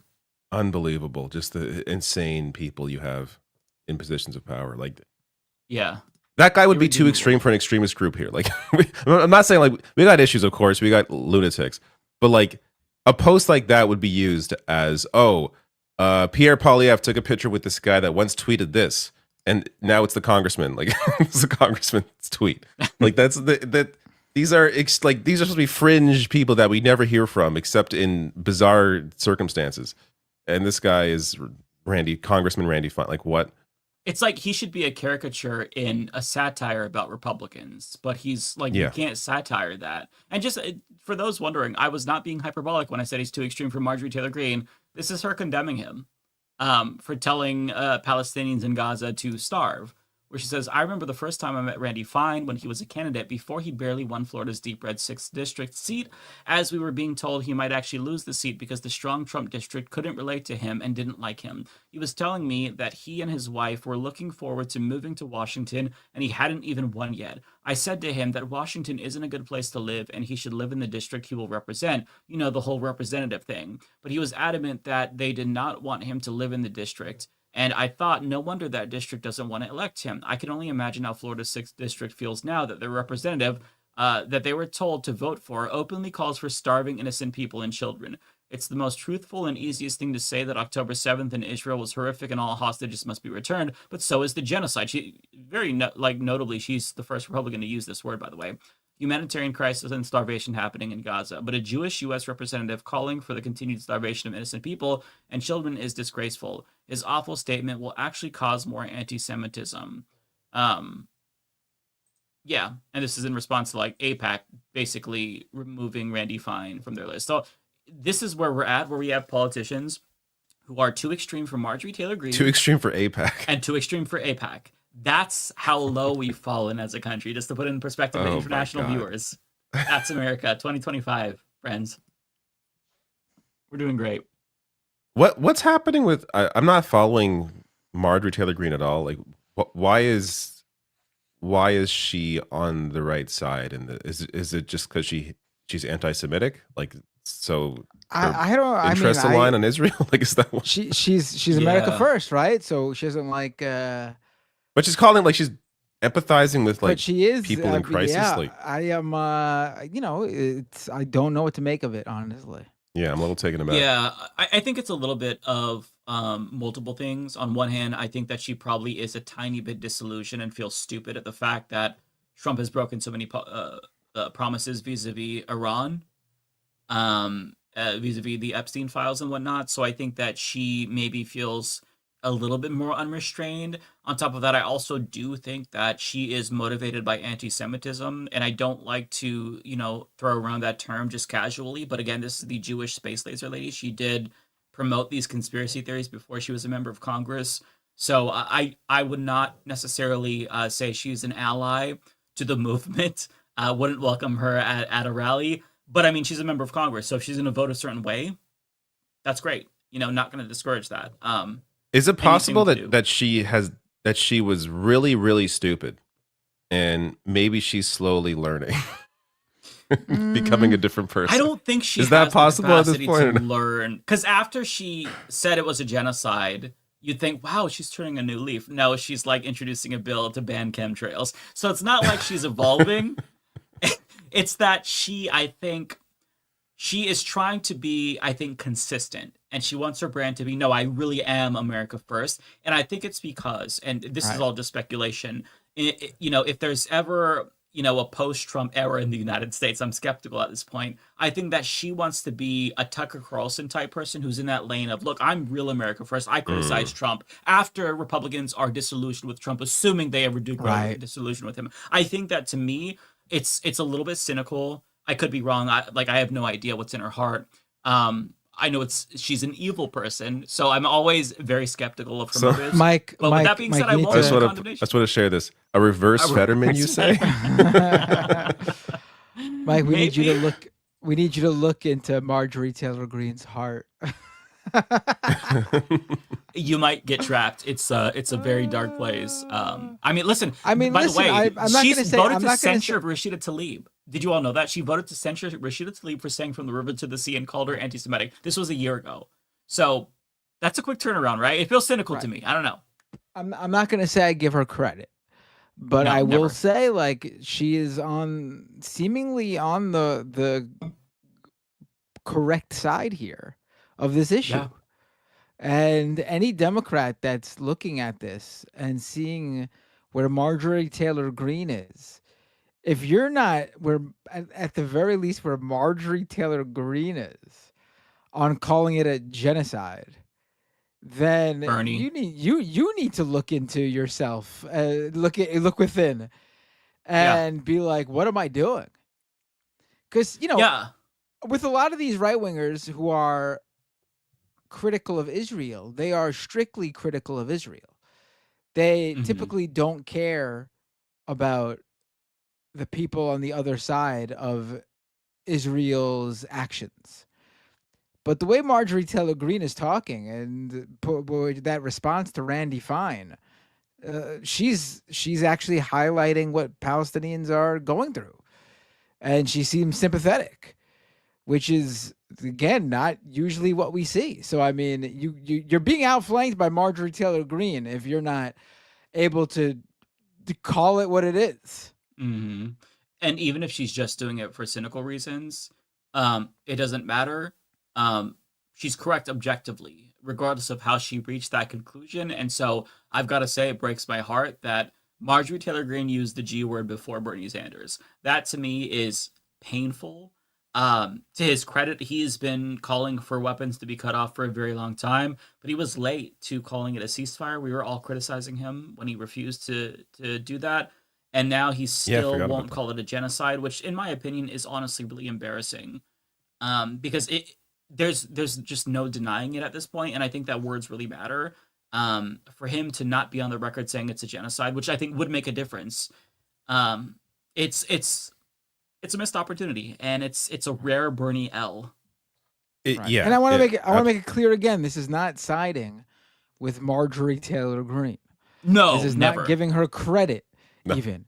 But if she's calling it, like, whatever her motive is, whatever her plan here is this.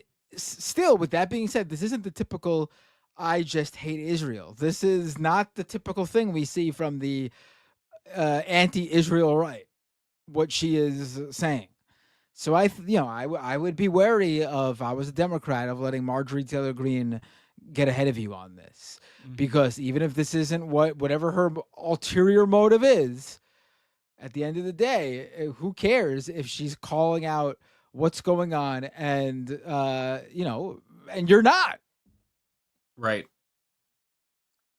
I do think that Bernie has always tried to be somebody who tries to bridge a gap with other senators in a way that gets them to vote with what he wants them to vote with.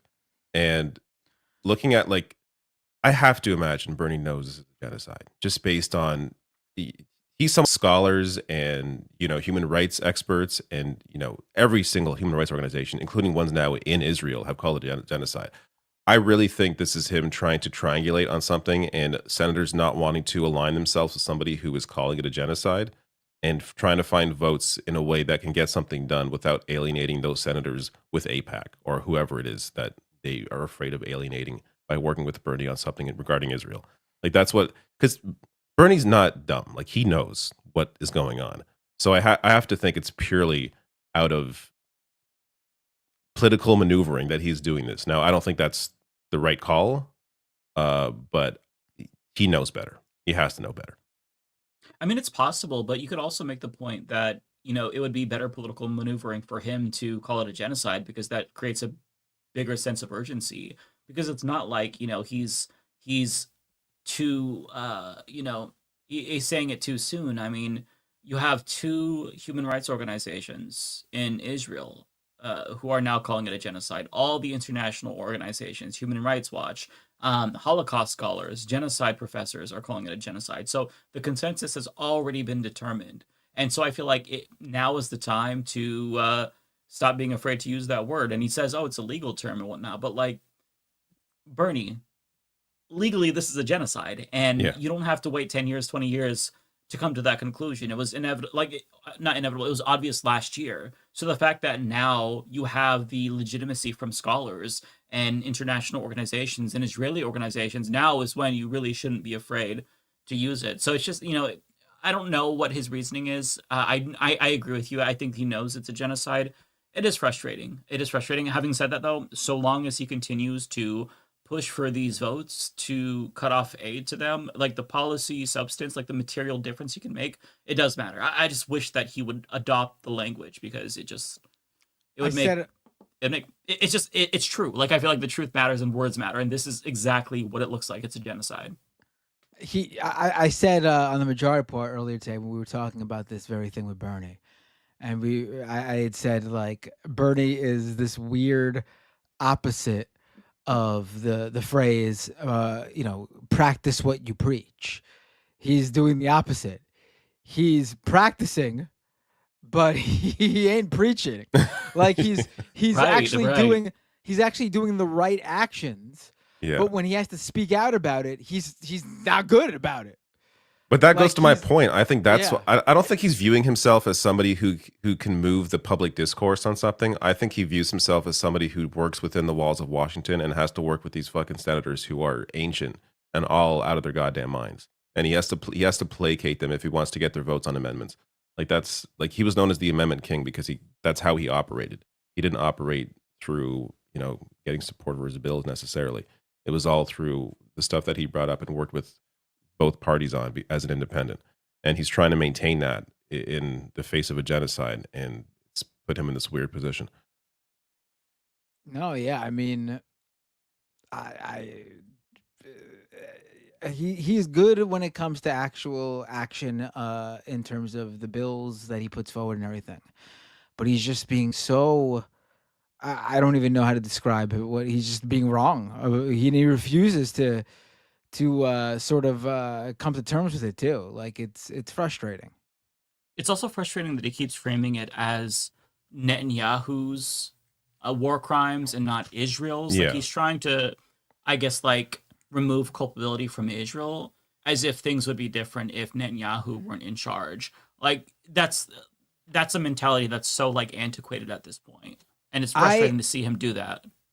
I looked at that as a good strategy for winning over anti-Trump liberals at the very beginning of all this. Yeah. So I get that stance, but we are now well beyond that. Yeah, you've already won those liberals. They hate Netanyahu. Yeah. We can't, because it's pretty clear now too that this is beyond a Netanyahu problem. Poll after poll after poll has showed that a good chunk of Israeli society is right there with Netanyahu. This is something that is a problem. This is as if I've made this as I've made this comparison before. This is like post 9/11 U.S. over there, except there is no anti-war movement. The anti-war movement never showed up. It's just nationalist Israelis looking for revenge, just like it was in the U.S. post 9/11 in those months and even like year after 9/11. But then a strong anti-war movement came in and pushed back. That has yet to come to fruition in Israel, and I don't think it's going to. There are some people. It's not significant though. And I feel bad for those people. I respect those people tremendously over there. Shout out to the 100 or so student protesters who were not joining the IDF. And they're calling it shout out to those people. They're brave, but that is not the majority by any means. Yeah, it's bad over there, and it's going to continue to be bad well after Netanyahu, quite frankly. Well, should we get the super chats now? Yeah, I'm tired. I would like to bounce early, personally, and we don't have too much. So, yeah. Also, I grabbed Ninja Gaiden Ragebound, and it's really good and really hard, but it's super fun. Okay, so, right on. Which one is that? Is that the newer? Is that the newest one? What did you say you got? Ninja Gaiden Ragebound. It's like it's a 2D. Oh, it's the 2D one. The okay, 2D I was one. curious. Yeah, okay. I didn't know that was out. Shit. It's from the devs of Blasphemous, which I hadn't played those games, but they're also 2D games, but they got really good reviews. But yeah, it's super fun. Nice. Good, cool throwback. Bonanza. Oh yeah, I've been playing that too. I kind of fell off a bit. Like it's not keeping me in a way that I thought it was going to. Like I started off playing that being like, I'm not sure I'm super into this, and then I was really into it, and now I'm kind of in the place where I was at the beginning, where it's like, not that I'm bored, but it's not like calling me like kind of lost the magic, like a Mario game does. Yeah. Like some of the first reviews for that were like, people were like, "Oh, it's better than Mario Odyssey." I don't think it's better than Mario Odyssey. I don't think it's anywhere close. It's fun, but it's just a different thing. I don't know. I wouldn't necessarily say it's better than Mario Odyssey. I do think it's close for sure. And I think that for me, it's probably my game of the year so far. Interesting. I'm really, really liking it. I don't know why. I think just because there's so much to do in it. You're just constantly finding bananas, and it's giving you that dopamine. I always enjoy playing it, but I'm not like thinking about it when I'm not playing it, which for me is always like the call of like, a top game of the year for me is if I'm always thinking about it or always want to go back to it. Death Stranding 2 for me is currently my game of the year. Oh, nice. I was glued to that game till I was done. Nice. See, after I finish Bonanza, I'm going to play Wuchang. That is the latest Souls-like. Oh, yeah. You'll like that, I'm sure. Yeah. I don't know. Maybe I'm going to get like Fatigue for Souls-like Fatigue. You haven't yet, though, have you? A little bit. I was playing Lies of P, and I started to feel the fatigue. I'm like, oh my god, am I getting fatigue for Souls-likes? Because this is my favorite genre. Then what am I going to do? Like, I'm just not going to play games anymore. Like, you're just too good at them. You can't. It's like, oh, these are boring now. No, it's not that I'm too good at them, because you're never like automatically good at them. It's that like, do I need to prove it to myself that I can beat every single boss? Because I already did. I proved to myself that I can do it. So now it's like, do I really want to like bang my head against the fucking wall for an hour on this shitty ass boss? That's so unfair. No, yeah, see? That's why I don't find those games that, that fun for me. I don't like gaming time for me is downtime. I don't want to be angry. Like actually, the second boss in Ninja Gaiden Rage Bound, like I'm like, this is pissing me off. But it's a game where it's, if you know what to do, you can beat the boss in like 5 minutes. Like it's like they're not long and drawn out. The boss fights I hate are ones that just like you know what to do, but it takes so long. Yeah, and you have to like it's just like win through attrition, and to me that's the worst kind of boss fight. No, I totally agree with you. Yeah, if you die, it's like, oh, I gotta play another 30 minutes of this shit. Like it's not fun. And then they add like the unskippable cutscenes for second and third phases. Those are the ones where it's just like, no, you're making if there's a third. Come. If there's a second and third phase, you better start me at the beginning of the second or third phase if I die during those phases, not at the beginning of the boss fight. Screw that. It's just cruel. Anyways, let me get to my first super chat here. Where? What? No, that's not it. It's J Cass, but I have to find it. Here we go. I would get a BlackRock ad on David's channel. If you actually did, I didn't even know I had ads on my second channel. So I hope you got that ad because I had no idea I had ads. But I believe you made that up. Then again, I'm sure they're paying for ads somewhere. That's why David is so pro BlackRock. Oh yeah, it's every other video talking BlackRock. Donna Monroe, talk about Melanie Jolie and arms shipments to Israel. I did a video on, part of it was on that today. So Canada announced that they will be recognizing Palestine as a state if certain conditions are met, and the conditions are ridiculous. If Hamas lays down all their arms and there's elections in the next year, like get the hell out of here. It's just a stupid ass condition. So they're not going to be recognizing Palestine as a state. Yeah, but that's exactly. But that came a day after a big report came out showing that Canada apparently, even though they had claimed that they had stopped shipping arms to Israel in January 2024, that apparently they have been, because based on records in Israel, there have been shipments coming in that Israel has noted as these are weapons or ammunition that have come from Canada. So and CBC ended up picking up that report and reporting on it. So yeah, it's just to claim you care about human life and genocide and Palestinians while maintaining arms shipments. And also in the announcement of we're going to be recognizing a Palestinian state, a lot of it was about like how horrible Hamas is. Like, how about the actual genocide going on? Can you talk about that? But it's just, again, I hate Mark Carney so much. It's so frustrating just to be like, can you just recognize reality, please? Like, any idea that Canadians had that? There's no. No, exactly. Any idea that Canadians had about Canada representing human rights on the world stage, out the window a long time ago. But like this is genocide has really made that clear. To be fair, the NDP are calling it out. Heather McPherson, the foreign affairs critic in the NDP, is calling for an arms embargo. Has had some pretty good commentary and discussions around this. But in terms of people in power, and Pierre Poilievre, I think, condemned Canada for calling for a Palestinian state, even though the call for the Palestinian state was again didn't meet the mark. But yeah, go watch that video on the main channel if you want to see that. Kowalski, thank you for your super chat. Says, I'm glad I came up with the idea for the Leftist Mafia. It was certainly my doing alone. Definitely not the host of this program. Matt will explain. We'll explain this joke, or he's not paying attention. It's just there was a caller last night, interesting caller.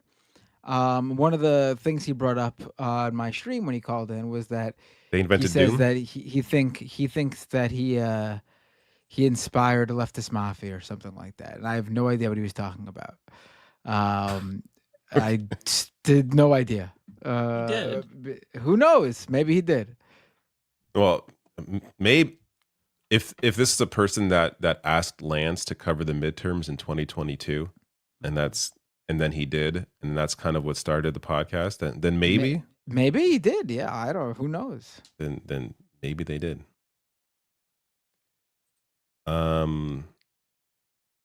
Bay photo.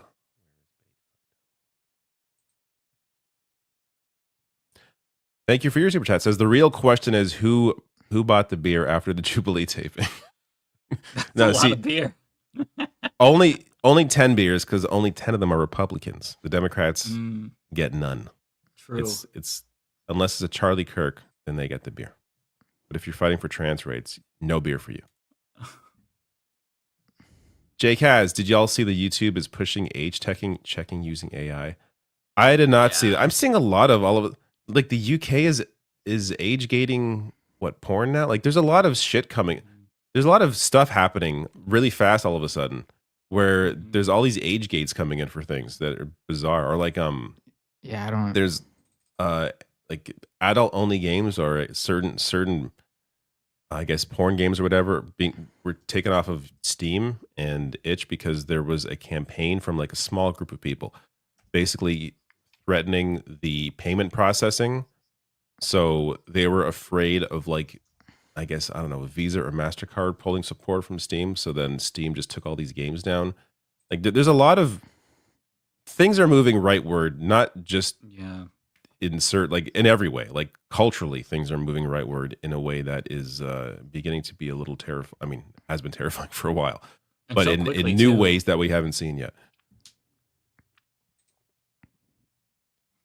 Lawn Gnomes. Thank you for your $20 super chat. Very generous. Says, a weird context for the Epstein card. Don't you normally talk with different friends based on common interests? You don't write work jokes in a hobby friends card. So clearly sex was the context of their friendship. I have not, there's been so many angles to the Epstein thing. I haven't followed this Trump doodle thing. Is that what this is about? I don't even, anyone you know about the Trump doodled something on a card for Epstein? Yeah, it was like a woman or something. we read the whole card in character a couple weeks ago, right? Okay, I don't think I saw that. Yeah. Yeah. A lot of things happening that I don't follow. Last chat here from TK McClone. There you go. Thank you for your Canadian $10 super chat. Says, any thoughts on tomorrow? Is it Leach or Lich? Chris Barber, convoy organizers potentially sentencing. Prosecution's asking for 7 to 8 years. Pierre Poilievre is upset. Ford is squirming. I have not followed this at all. I try to live my life in a way where I don't have to think about those people. So I haven't concerned myself at all with their case because I honestly do not care. That is over. I followed the convoy when it happened, but it's no longer in our lives. I don't need to bother myself with it. And that's that. Thank you all for your super chats, and thank you two for being here for this wonderful podcast today. No one else showed up. David. Well, thank you for coming. Yeah, of course. I'm always here. I don't just leave randomly out of nowhere. Why would I do that? I'll do that right now, though. So, bye, David. Good night. Have a good night. All right. Do you mind if I go first? No, go ahead. All right. So My Dogs Are Goth says 2 years went by fast. I love the Humanist Report. Thank you so much for being a member for 2 years. That is incredible. John Lithium, thank you so much for the gifted membership. John, you are always so kind. Really appreciate you. Chris says, the leftist cabal. Indeed we are. Ants Smasher Jack, thank you for becoming a YouTube member. Sam says, thoughts on Trump FCC wanting a bias monitor? That is extremely Orwellian, but it doesn't surprise me because the FCC chair is an overt fascist who's doing everything that Trump wants him to do. It is very, very disturbing. Nintendo Gaming Channel says, what do you both do if you transport to Purge movies? We run and hide because the Republicans have all the guns. We have no chance. Tropical says, sing Lance happy birthday in the Mickey Mouse voice. I think this is for Binder, not me. I'm trying to think how I could, if I could do it. Hold on. Oh boy, I don't know if I have the voice in me tonight. I'm trying to get in the mode. Happy birthday to you. I can't do it. No, I'm sorry. That was good enough. I can't that deliver. Was enough. I can't deliver. They can imagine the rest because you gave them a little bit. I'm too tired. I can't. My voice is not going to work for the Mickey Mouse voice tonight. JCast says more like the Milk Boys. Am I right? You are right, JCast. Absolutely. A Nintendo Gaming Channel says, what is your guys' opinion on YouTube's new feature? I'm not sure what feature you are talking about in particular. If it's the AI one, then I hate it. Anything with AI, I hate. But I don't know what their new feature is. I'm not up to speed on YouTube. I know that they send emails to creators about new changes. I do not read them, so I don't honestly know. I'm assuming I hate it because anything that's new is usually bad. I can't remember changes they've implemented that I've enjoyed, so I'm gonna assume the worst, although I don't know. Tropical says they should have done Jenk versus 10 left-wing YouTubers, and you would imagine who the 10 would be, right? I would love that. That would make me do Jubilee. That would be fun. FDR3, $100. My goodness, thank you so much. Hey, Mike, big fan. You wouldn't mind shilling my crypto site, would you, bud? I would mind, absolutely. $100 aside, you're not going to get me to shill crypto. We all know how much the left loves crypto. On a serious note, maybe you could check out this overview video on the idea when you have spare time, maybe. Medicare for All protocol, universal healthcare using cryptocurrency. That sounds awful. No, just Medicare for All. Cryptocurrency does not need to be in the equation. Thank you for the $100, but that is the worst idea I've ever heard in my entire life. Thank you, though. No way in hell. $100, wow. I appreciate that. Terrible idea, though. Terrible. One of the worst ideas I've ever heard in my entire life. They said another one. Maybe you guys might like this video of me pushing Kyle Kulinski shit in more, a debate about Jesus featuring Kyle Kulinski. I don't think that's possible because Kyle's base. So I think that you would not be able to out debate Kyle Kulinski. And then one more. Maybe it's because I was being sincere. I don't know what this is in reference to. Maybe assuming that I would think that they're memeing. If you were being sincere about the super chats, okay. I think Medicare for All does not need to be attached to crypto. That's like honestly insane. The Bay Photo says, did hell freeze over because Richie Torres tweeted that the free world has a moral obligation to flood Gaza with food? I saw that actually, which is hilarious because he is the individual responsible for this predicament in part. So it's funny that he feels compelled now to speak out because, I mean, look, I don't know if he has a conscience, but if he does, maybe it's getting to him. I have no idea, but it's funny to see him tweet that. It really is. Great, but it's not going to undo all of the damage he caused. Blood is legitimately on his hands. Fuck that guy. Pendulous says, I hate when gay people shit on others from the LGBTQ community. It honestly is the worst thing, especially if they're trying to be a pick-me to conservatives. I agree with you. It's just like, there's nothing worse about that. It's especially like they're traitors to me. Like, if you're going to shit on queer people and throw an entire portion of the community under the bus, like I hate you. I hate you more than like a conservative homophobe doing it or whatever, because like you should know better. Fuck you. Jones City says T-phobia in our LGBTQ community is now normalized.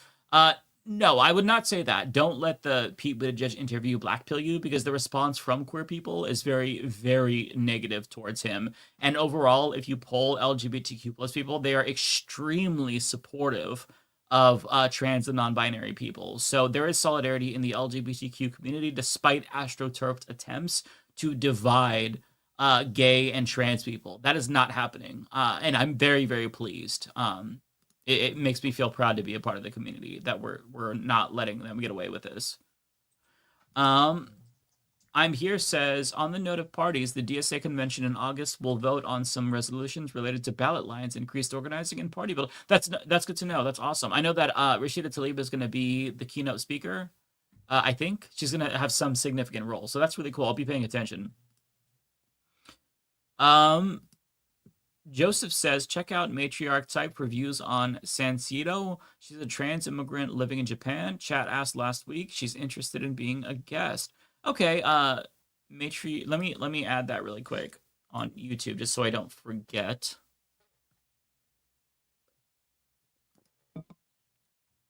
Matriarch. I always feel bad about UK guests just because we're late, and then they have to stay up till like 3-4 in the morning. Yeah, they basically have to come on in the middle of the night, which is really, it's really unfortunate, but That's the only way to get them on. I'm not seeing it, but I'll leave it in the search bar so I remember to check for it. Tiger says, I'm so disappointed that Bernie and AOC got outflanked by Marjorie Greene on Palestine. Come on, it's like Dems just want to lose. Learned nothing. I wouldn't say that they got outflanked in general on it, because both of them are much better overall than Marjorie Taylor Greene. She's more of a Johnny-come-lately. Having said that, I do think that it is sad that Marjorie Taylor Greene, somehow realized that cutting off defensive weapons is good and calling it a genocide is reasonable. Like, that to me is shocking. And because it's her, I'm skeptical of her motives. Having said that, though, the fact that she's doing it is a positive. Like, this is not a right-wing podcaster. This is a member of Congress with power. So it matters what members of Congress do. So, yeah, it's disappointing that she somehow outflanked them on these specific issues. But, yeah, sometimes, even the worst members of Congress can surprise us, I guess. Our country is insane. So, yeah. Litu says, saying trans athletes are unfair in sports is like saying tall women create an unfair advantage over short women in volleyball or b-ball, or one race of women is stronger than another. When does it end? Yeah, and that's a really great point. If you watch my video about this, I share some TikTokers who made the same point, where they're like, look, Michael Phelps has like huge wingspan. He has like all these biological advantages. Simone, I'm blanking on her last name. She's the gymnast. Oh my God, Simone Biles. She's extra small, which helps her. And then there's like another person made the point about 7 foot tall plus NBA players. They have an advantage over the others. Like, there's no such thing as a perfectly fair sport. It's about like the dedication and the time you put in to perfect your craft. So yeah, I absolutely agree with you. It's such a bullshit argument. And again, like, just to put it in perspective, we're talking about 5 trans athletes across the entire country at the K through 12 level. Like, that's what's mostly focused on. I think it's 19 at the collegiate level. It's 19 to 50, one or the other, or somewhere between there, based on estimates. It's hard to tell, but like at the K through 12 level, which is most focused on, it is 5 known trans athletes, which is just the fact that there's any energy being dedicated to this issue. It shows you how like gross these transphobes are. They're looking for anything. Cosmere says, Mike, here's a birthday present for Lance. Well, thank you for giving me $5 for Lance. Appreciate that. Nintendo Gaming Channel says, watch Mojo video titled Germany and 2020's USA. Okay, that sounds like a good recommendation. I would imagine that there is quite a bit of parallels. Kowalski says, I'm surprised Nintendo Gaming Channel wasn't telling us to watch the latest Johnny Somali. And dear God, if you're going to come at me that way, you're going to have to take it up with me. Cory Booker 2025, never forget.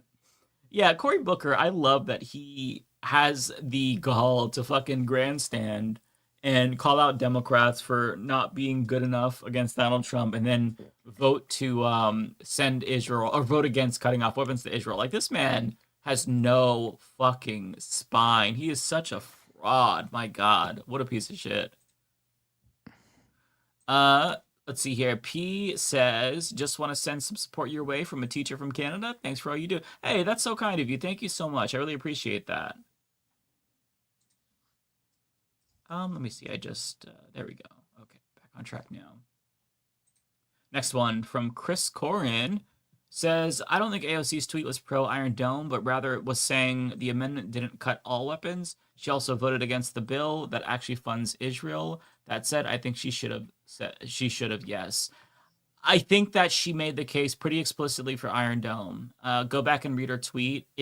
That's what really was disappointing, was that she was affirmatively for the Iron Dome. And she said something to the effect of, like, I'm not for more civilians getting killed, as if people who are opposed to funding for Iron Dome want civilians to get killed. The point is, like, you have to rein Israel in, and giving them defensive weapons enables them to act offensively, right? Because they're not going to put their own citizens in danger. I think part of the reason why the Iran war ended quicker than we expected it to was because they were running out of missiles for their Iron Dome. They wouldn't continue to go on if they weren't able to defend themselves, right? So, like, the defensive enables the offensive, which is why a lot of people point out that this, like, distinction between offensive and defensive weapons, at the end of the day, it really doesn't make a big difference.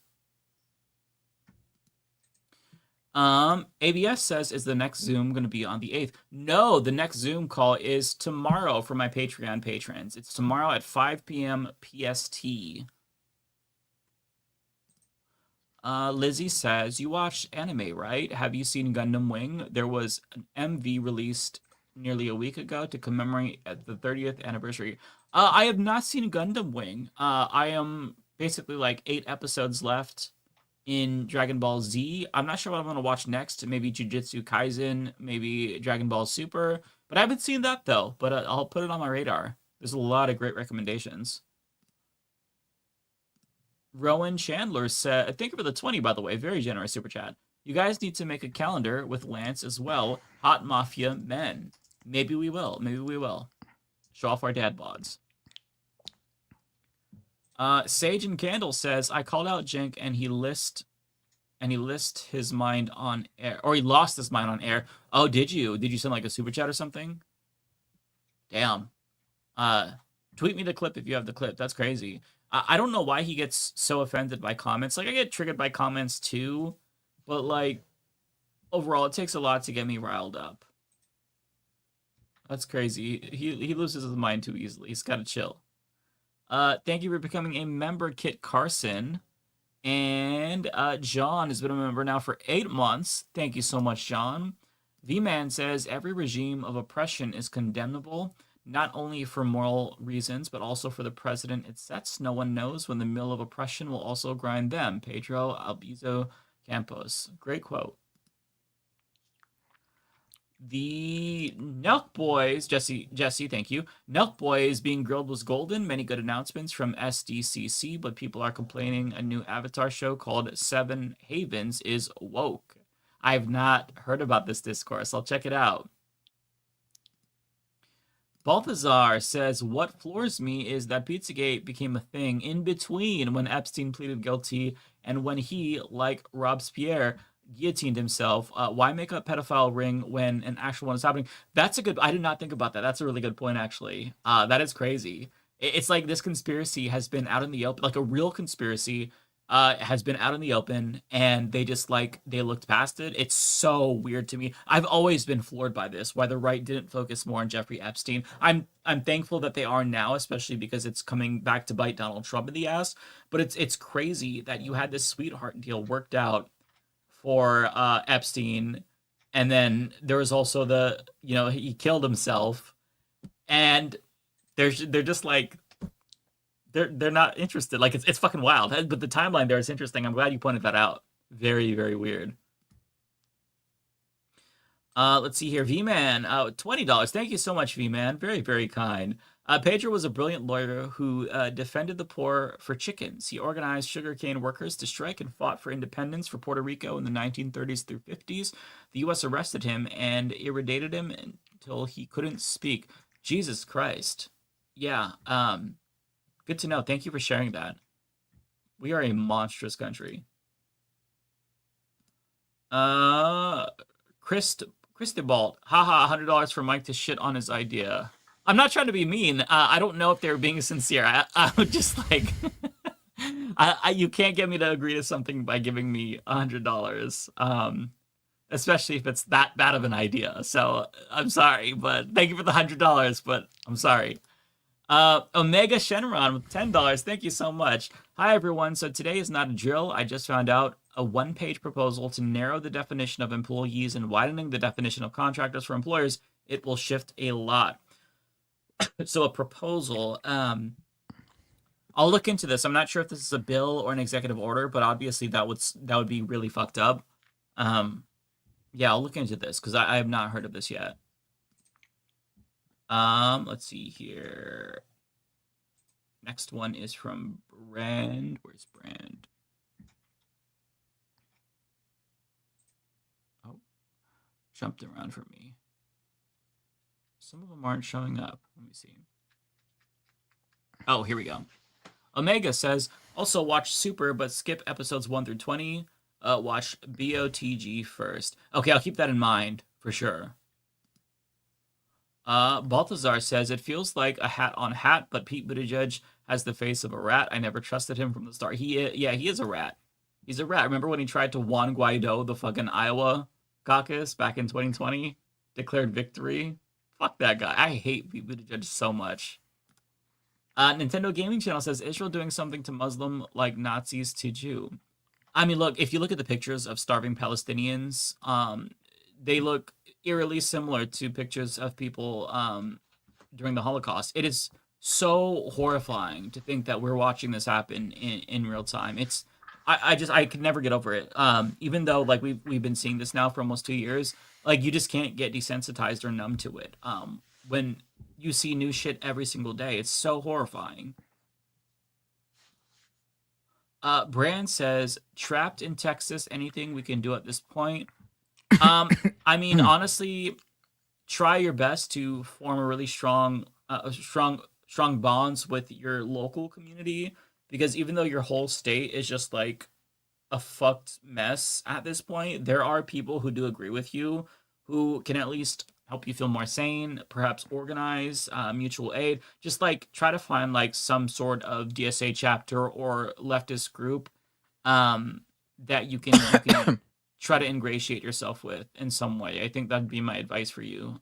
It's the only way to survive in those kinds of those states. Find like your little leftist bubble and try to be with them. FDR says $10. Thank you. Extremely disappointed in you, Mike. The point of my company was to fight the health insurance companies. I watched you for years, and you wouldn't even bother to look at either YouTube video. Well, I appreciate you watching me for years, but I just don't think that health insurance companies and like I don't think that healthcare and crypto have anything to do with each other. And if you have a Medicare for all system, you don't need to link it to crypto. I am not a crypto person, as you pointed out in your original post. So yeah, I don't like crypto. I'm very sorry I offended you, but fuck crypto. I'll be saying that to the day I die. And that's it. All right, let's. Oh, I got one new member, Sage and Candle. Thank you, Sage and Candle. All right, here we go. Ready? Are you at the top of the? There we go. Okay, cool. Tokyo Hans with a super chat. Oh my god, it would be awesome to get PBD on. We should. That'd be amazing. Great friend of the show. Yep, Jay Cass with a super chat. The Last of Us Mafia. Yeah, when it was just you and me, I guess it was, right? Yeah. We got, let's see, Nintendo Gaming Channel. Which of Leftist Mafia has memberships aside, Mike? What? Besides me, so you have memberships. Oh, besides my. Oh yeah, right. I didn't understand what they were saying. Yep. Yeah, David. I think that Rebecca and Ariana do too, if I'm not mistaken. Let's see. Foresto Montero with a super chat. The what does this say? The we interview? The we interview whoever and let our audience decide mindset. Oh, okay. I got to read the whole thing. That would make sense. The we interview whoever and let our audience decide mindset is so gross. They just want to shed all responsibility for any kind of intellectual labor. Yeah, I feel like that's you hear that from mainstream media too, which is funny because these guys are supposed to be like the anti-mainstream media, right? The whole like we report, you decide. Like we just put the information out there for you. I'm sorry, like that's not how it works. That's such bullshit. Yeah. It's baby brain shit, honestly. Yeah. Riddlor Ekvi with a $20 super chat. Thank you so much. Thank you for playing the song last week. One of the reasons I made it was because you said you were getting strong strikes for the copyright in the intro. Hope you find a spot to use it in. And if you ever need, if you ever needs mid-dick, what? I'm down to help. Mid-dick, I'm down. No, I don't think he's offering me some mid dick. Music. Right, that would make sense, right? Music, right? Mid-dick. On a serious note, that is really cool. That's really kind. I don't know what happened. Like in the past 10, 15 minutes, I've been hit with a wave of exhaustion and I'm That's feeling how it always absolutely- happens. Yeah. But no, really, Lord, thank you so much. We should start using that song. I am tired of the copyright strikes. Yeah, I'll And I mix think- it when I get a chance, or have Lance mix it. I'm so busy that I haven't been able to get anything done on the weekends. But when I have a chance, I'll try. Maybe Lance can do it before me. Sorry, everyone. Mike's just been so busy lately. Usually that's when I get all the, extracurricular shit out of the way when my show's over. If there's stuff for Leftist Mafia that I need to do, I'll try to do it over the weekends, but I have not had any time lately, unfortunately. Yeah. But I'm really excited about adding that. That's a great song. Yeah. When Mike is laid out on the beach, George can't find any time for this. I mean, I have been doing a lot of extra stuff just because, it's the weather is nice. I've been going kayaking and enjoying life. So hey, this is the time to do it because Yes. All right, let's going go to for the walks. It's been wonderful. for Resto with another super chat. It's so hard not to scam the right sometimes. Just absolute insanity, like garlic perfume to keep Democratic vampires away. Archangel with a $10 super chat. Did you see how Trump has greenlit gutting and rebuilding the east wing of the White House into a massive ballroom so we can host bigger dinners and parties? This will be a gaudy golden shit place. Yeah, the announcement from what is her name? Levitt was hilarious. It was absolutely hilarious. I just saw the tweet about the picture from the White House. That the gold is so fucking tacky. It's just disgusting.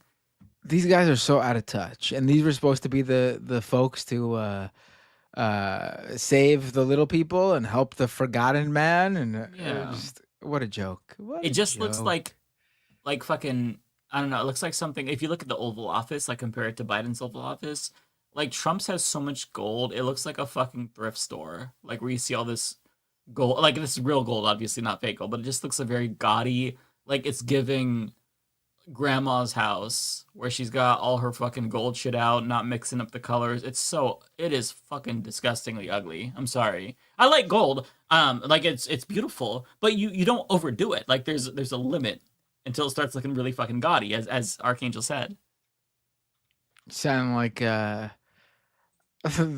Gold Member, or right? That was his name from the Austin Powers movie.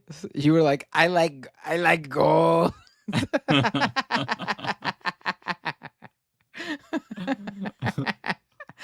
was it again? Gold Member, right? I don't remember. I don't remember though. It's been so long since I've seen that.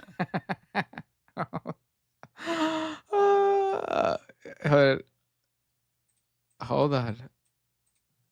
I found it. Here we go. Hold on. Oh, wait, I have the audio off. Hold on. Oh my God, I'll get it right. Here we go. I love gold. I love gold. You said that. I still don't remember that part. Oh no, You said that. You're like, don't get me wrong. I love gold. It looks.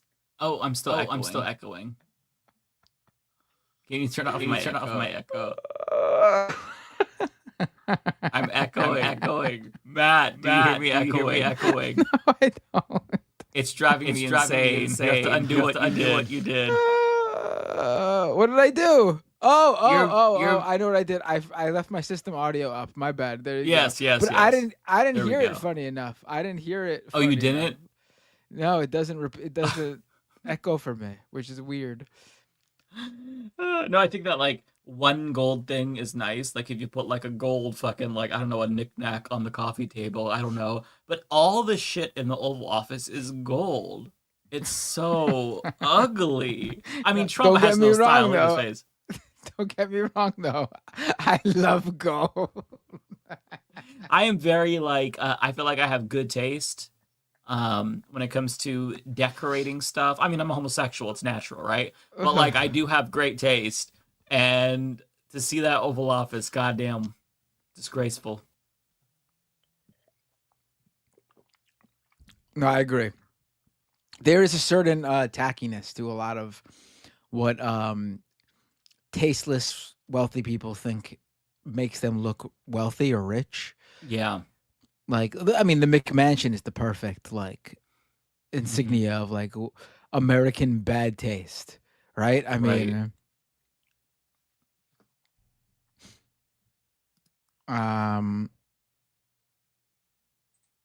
Rob Atkins with a $10 super chat.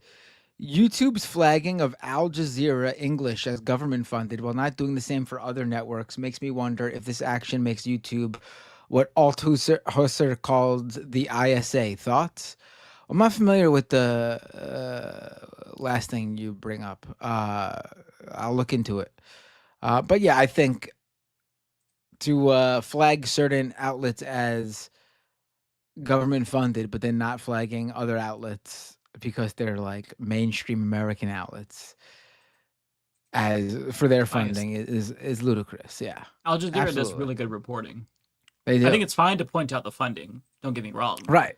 But and also, you know, I probably wouldn't, go to Al Jazeera for my news on Qatar, right? But I mean, how often, right? You know,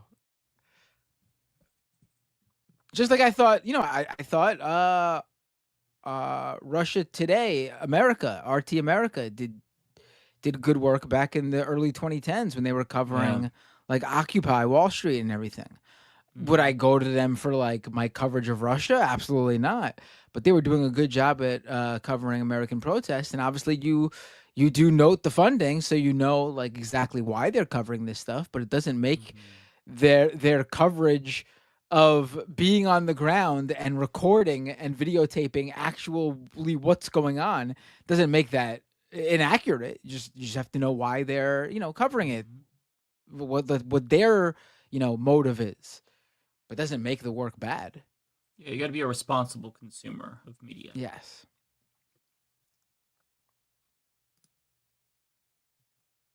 When you're consuming your favorite journalists, the Nelk Boys, and their coverage of world events, like an interview of Netanyahu, it's important to know that Netanyahu handed them the fucking script of questions. It's important to, yeah. Okay, next is Tokyo Hans, I believe. I'm just going like in chronological order. No, here we go. Tokyo Hans. In the late 90s, my friends and I also started a hockey team in middle school because there wasn't one. Half the team was girls. No one cared. Yeah, I mean, I wouldn't allow a kid to sit out. And it has nothing to do with like LGBTQ or whatever, race, religion, gender, like I just mentioned, none of that. No kid who wants to play should be left out. And so if there's not a team in their age group or in, whatever the split up of the teams is, whatever they go by, then that kid should be allowed to play an age older, within an age older, or with boys, or with girls, or whatever. Yeah, at that formative age, they cannot, like, you want them to feel included. You don't want kids to feel left out. I mean, we're talking about children here. So the fact that, like, people can just, like, flippantly say, oh, yeah, exclude these kids, these 5 kids in the country, I think that is so deeply inhumane and cruel that it's tantamount to bullying these children.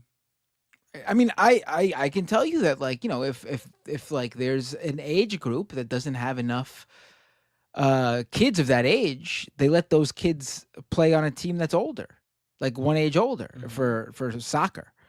Is that fair? No, those kids are a skill level behind. But they do it because it's not fair. It's extremely not fair to let them sit out and not play at all. Sports isn't fair. No. Basketball, taller kids have an advantage. We don't say, sorry, tall kids, you can't play. And there's always that tall kid on some team. It's not like the NBA where everyone's tall. No, in youth sports, there's always a basketball team where it's like, a bunch of kids in the height range that their age group usually is, and then they're holy shit, where the fuck did this 6-foot 10-year-old come from? Mm-hmm. But you let them play because it's the kids allowed to play. We don't want them not to play. That wouldn't be fair. Yeah.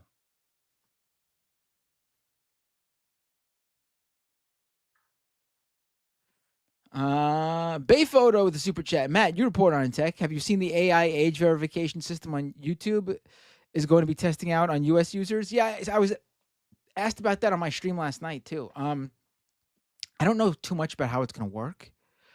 I do think it's going to be incredibly inaccurate. And the example I brought up is like, how much do you go on YouTube and find yourself in like a fucking nostalgia, falling down a nostalgia hole, right? Like, watching some like a clip from like a Nicktoon that you watched on Nickelodeon back when you were a kid. And now the AI is going to determine from your viewing habits that, oh, you're probably a kid. It's going to be a disaster. Because people don't watch people watch good content, and a lot of good content is made for kids or family oriented content. I mean, everyone goes to see a Disney or Pixar movie, right? That's family friendly. You watch a Pixar trailer on YouTube, are you going to be pegged as a kid under the age of 12 or something? And they have an app for YouTube Kids, like content specifically for kids. So I don't understand why they're doing this, aside from, we're trying to get people's information if they're logged out. Or, and this will hurt creators if it forces people to log in. Because a lot of people don't log in, they just watch and they give us views and ad revenue, and that helps these channels. But like if they're forced to log in and verify their age, they might just be like, oh, fuck it, I'm not going to do that. So it's unnecessary, and they have an app for kids. So it's very stupid. Let's see. Pointy Fingers with a $20 super chat. Thank you so much, Pointy Fingers. Just finding you guys, and this is definitely a great surprise. All my faves are here. Wow, that's awesome to hear. It's really cool how people are still finding this show. Or really, I mean, I think that's awesome. We got to do a better job at promoting ourselves because we have not done anything. Yeah. Let's see.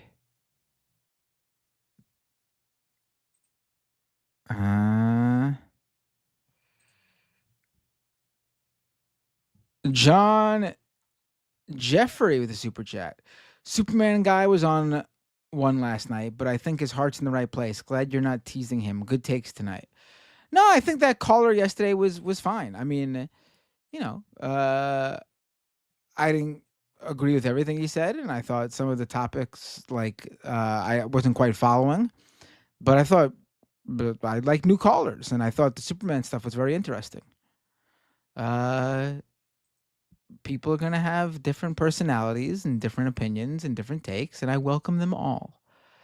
And I'm not going to dunk on him, but also I feel like in the same vein that anyone has a right to their opinion. I'm fine with my audience in good faith,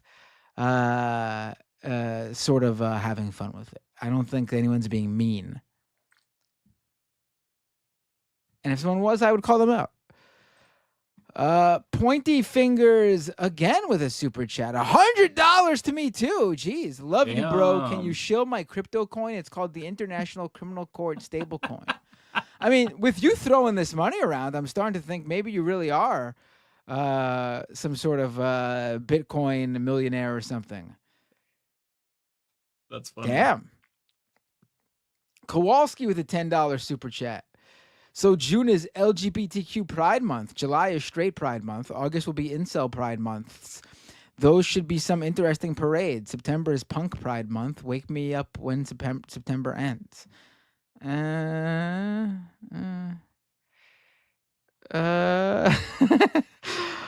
Devil's Advocate with Super Chat. I'm this space host, and I want to be y'all's guest next week to talk New South Park and right-wing geek grifters. Do we have a guest for next week? I think we do. I have to confirm. I think we do have a guest, but reach out to us on Twitter or something. If either of us are mutuals or one of us, just reach out. We also have another guest. I don't know that Ariana is scheduling, so we'll have to plan ahead. But yeah, reach out.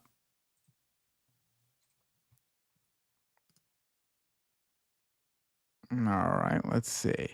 Pointy Fingers again with a $50 super chat. My God. I'm also very disappointed in you. You have never watched any of my videos. They are still uploading, by the way. I'm confused. Like the memeing.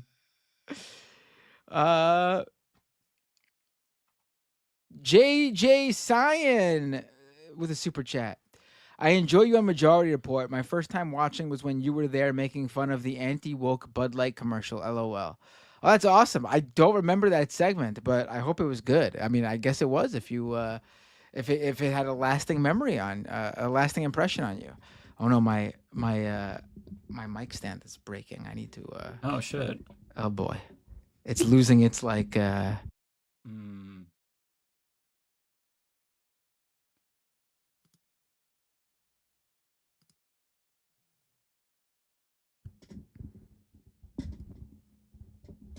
Oh boy. I don't know what's going on. All right.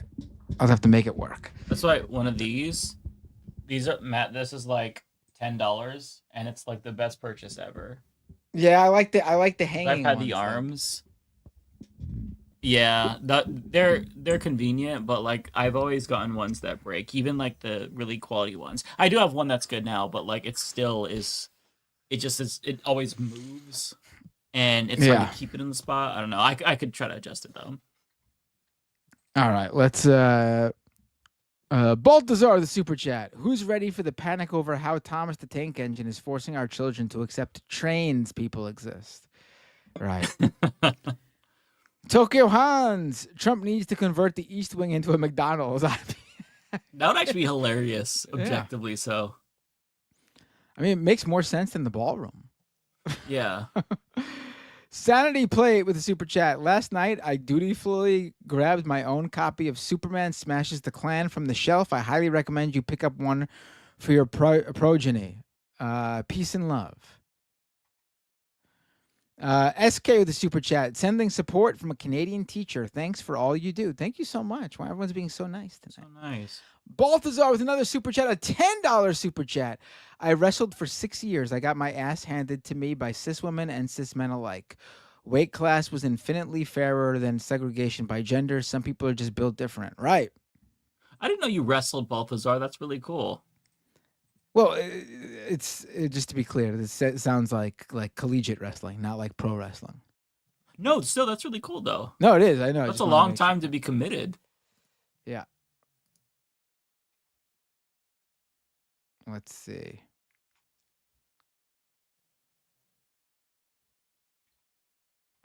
Is it Pointy Fingers next? Oh, yeah, Pointy Fingers again. Jeez, dude, you're going nuts. Big I appreciate spender. it, though. Another $50 super chat. Guys, I have a new coin. Kids should be allowed to play outside stable coin. It's going to the moon. Get in soon. I agree that kids should be allowed to play outside. I don't know if we need to monetize that via crypto. Baltazar with another $20, a $20 super chat this time. Everyone's being so generous tonight. Yeah. I'll happily have the sports discussions when we get complaints about trans men and men's gymnastics taking scholarships for being able to do floor routines better. Until then, I'm not taking any of their complaints seriously. Complaints about trans men. Oh, I see what you're saying. Mm-hmm. I mean, listen, like whatever. We've talked about this issue a lot tonight, but like for all the complaining, nothing has ever gone beyond like what I think like the biggest issue was what's her face, Riley Gaines, making a whole big deal about tying for fifth with the tying trans for woman. fifth in like competitive swimming in college. Like otherwise, most of this stuff is about like high school kids, which is ludicrous. Yeah. It's not professionals. This is strictly for fun. Or to work on your skills, like to get better. And no trans person is stopping you from doing that. From getting better as an individual player. Riley Gaines needs to get good. She's bad. That's why she came in fifth place. Well, I shouldn't say she's bad. I'm sure she's like good, but she just got outperformed by a lot of other people. Most of them cis women. So she shouldn't blame trans people for that. She should just get good. I have a couple of super chats that came in too. Yeah. No, go ahead. I have one from Sage and Candle who says Political Punk made a video, couldn't post a link. Yeah, I don't know if you can share links, but yeah, I know Political Punk. I've seen their videos. Yeah, good stuff. He's very colorful. It's entertaining. Nintendo Gaming Channel says, every day I fear World War III due to US, Russia, etc. Well, you shouldn't live in fear. I understand why you're afraid, but I would say you can't fear what you can't control. So put it out of your mind if you can. And last but not least, KM says, weird dream that I met Mike and he was roasting me so bad. Seriously? Oh, that makes me feel bad. I would never do that. I don't know why your subconscious thought that I would roast you. Anyway, first time watching live instead of replay. That's awesome. I'm glad you made it live. That's funny. So I was a dick in your dream. Damn, do I give that impression? I feel like I'm nice. I'm very nice in person. One more here. Please, Matt, this is from I'm Here. Please, Matt, let me make you like crypto quid pro quo style. Hey, listen, if anyone would like to, any crypto millionaire would like to give me a sack full of money, I will gladly accept. I'm not going to change my opinion on crypto, and you're not going to be able to buy my opinion change. But if you want to just generously endorse me yourself via a chunk of money, I'm certainly not going to turn that money down. Yeah, we can't be bought, because if we really were all about the money, we would be doing right-wing shows right now, not left-wing shows. So I can't be bought, but I will accept the money. like you won't get anything in exchange. Well, that's not true. I would give you certain things, certain services, perhaps. Well, that doesn't sound right either. Oh, yeah, I was gonna say, hold the brakes there, buddy. I mean, as in like product. Like if you're looking to start a podcast and you are a multimillionaire and you'd like to give me lots of money to help you start a podcast, I'd be happy to do that. Provide my podcast producer services, for example. That's what I'm saying. I'm not gonna like take your money and run away with it. But you can't buy me in terms of like, buy my opinion, buy my change of heart. That you can't do. You got 2 new super chats that just came in. First one. JP with a super chat. Hope you had a good show. Just woke up, going to listen back to stream at work. If it was a bad show, I want my money back. Greetings from Europe. Oh, JP, have a great day over in the EU. I don't know where you're from. So let me try a whole bunch of things. Guten Tag. Bonjour. Bonjour, JP. Bonjour, JP. Or Guten Tag, JP. I don't know. Hola. Hola, JP. Wherever you're from, I hope you have a wonderful day. Lucky for you, JP, it was a phenomenal show. One of our best. Right. Yeah. As always. And Pointy Fingers with another My $100. God. They're making it rain on you, Matt. I have a feeling this gonna charge it person back. is gonna contact YouTube and charge it back, saying like his credit card was stolen or something. Pointy Finger says, I got a new coin. Don't trust your lying eyes, crypto coin. Are you in? Yeah. Well, that's it. So all that's left is to raid somebody on Twitch. I vote for Riverboat Jack or No Comment Chick, one or the other. But aside from that, we're good. Oh, wait, over on Twitch really quick. I just realized I had some Serious Business resubscribe for 3 months at tier 1. They've been a subscriber for 41 months over at twitch.tv/MattBinder. Thank you so much. And Ponderosapine resubscribed for 15 months at tier 1. They've been a subscriber for 43 months. And they want me to say this in the Mickey voice. Let me try. Did you ever hear the tragedy of Darth Plagueis the Wise? I thought not. It's not a story the Jedi would tell you. It's a Sith legend. Darth Plagueis was a dark Sith, was a dark Lord of the Sith, so powerful and so wise. He could use the Force to influence the midichlorians to create life.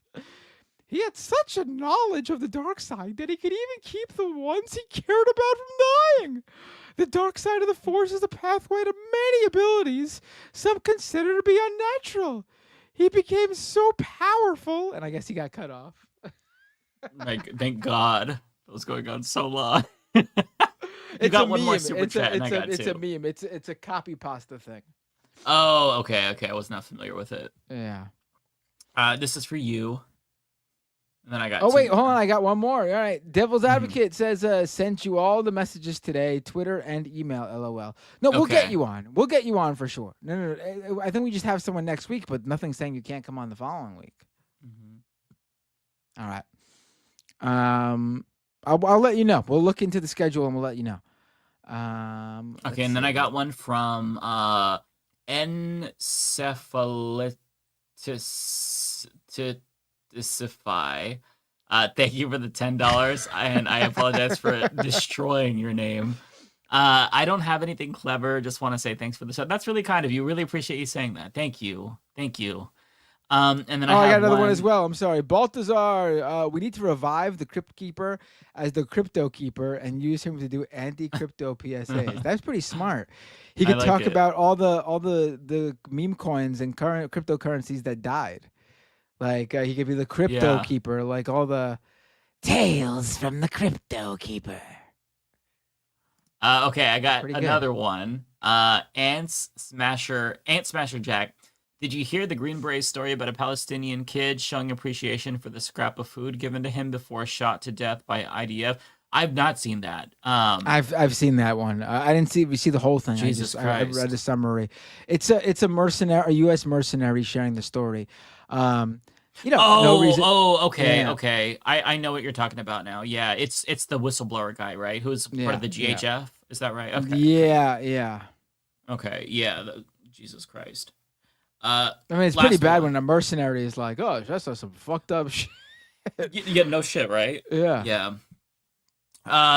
AMK4956, not Kowalski, says, you get more money because you laugh at my bad jokes better than Matt. I'm putting 300% tariffs on Doomed. Damn. Well, thank you, sir. All right, that's it. Who are we rating? Let's see. Who's on? Who'd you say before?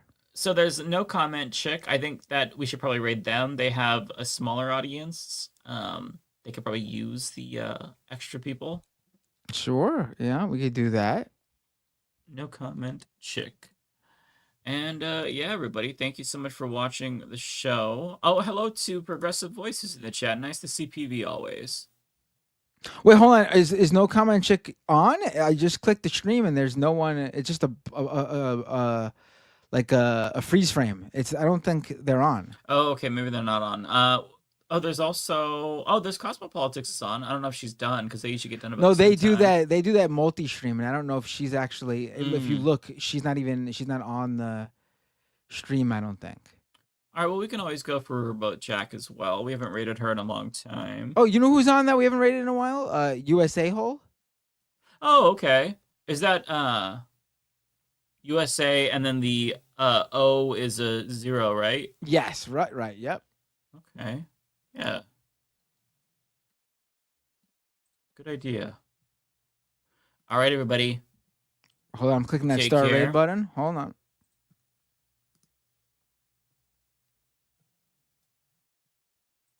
Oh, just got another super chat really quick. Super Platano Man, I saw a video of a Gaza social influencer showing us what he eats in a day while trying to work out. It was 900 calories. This was 2 months ago. Damn. Yeah, yeah. All right, everyone. Thank you so much. I'm going to hit that raid button now.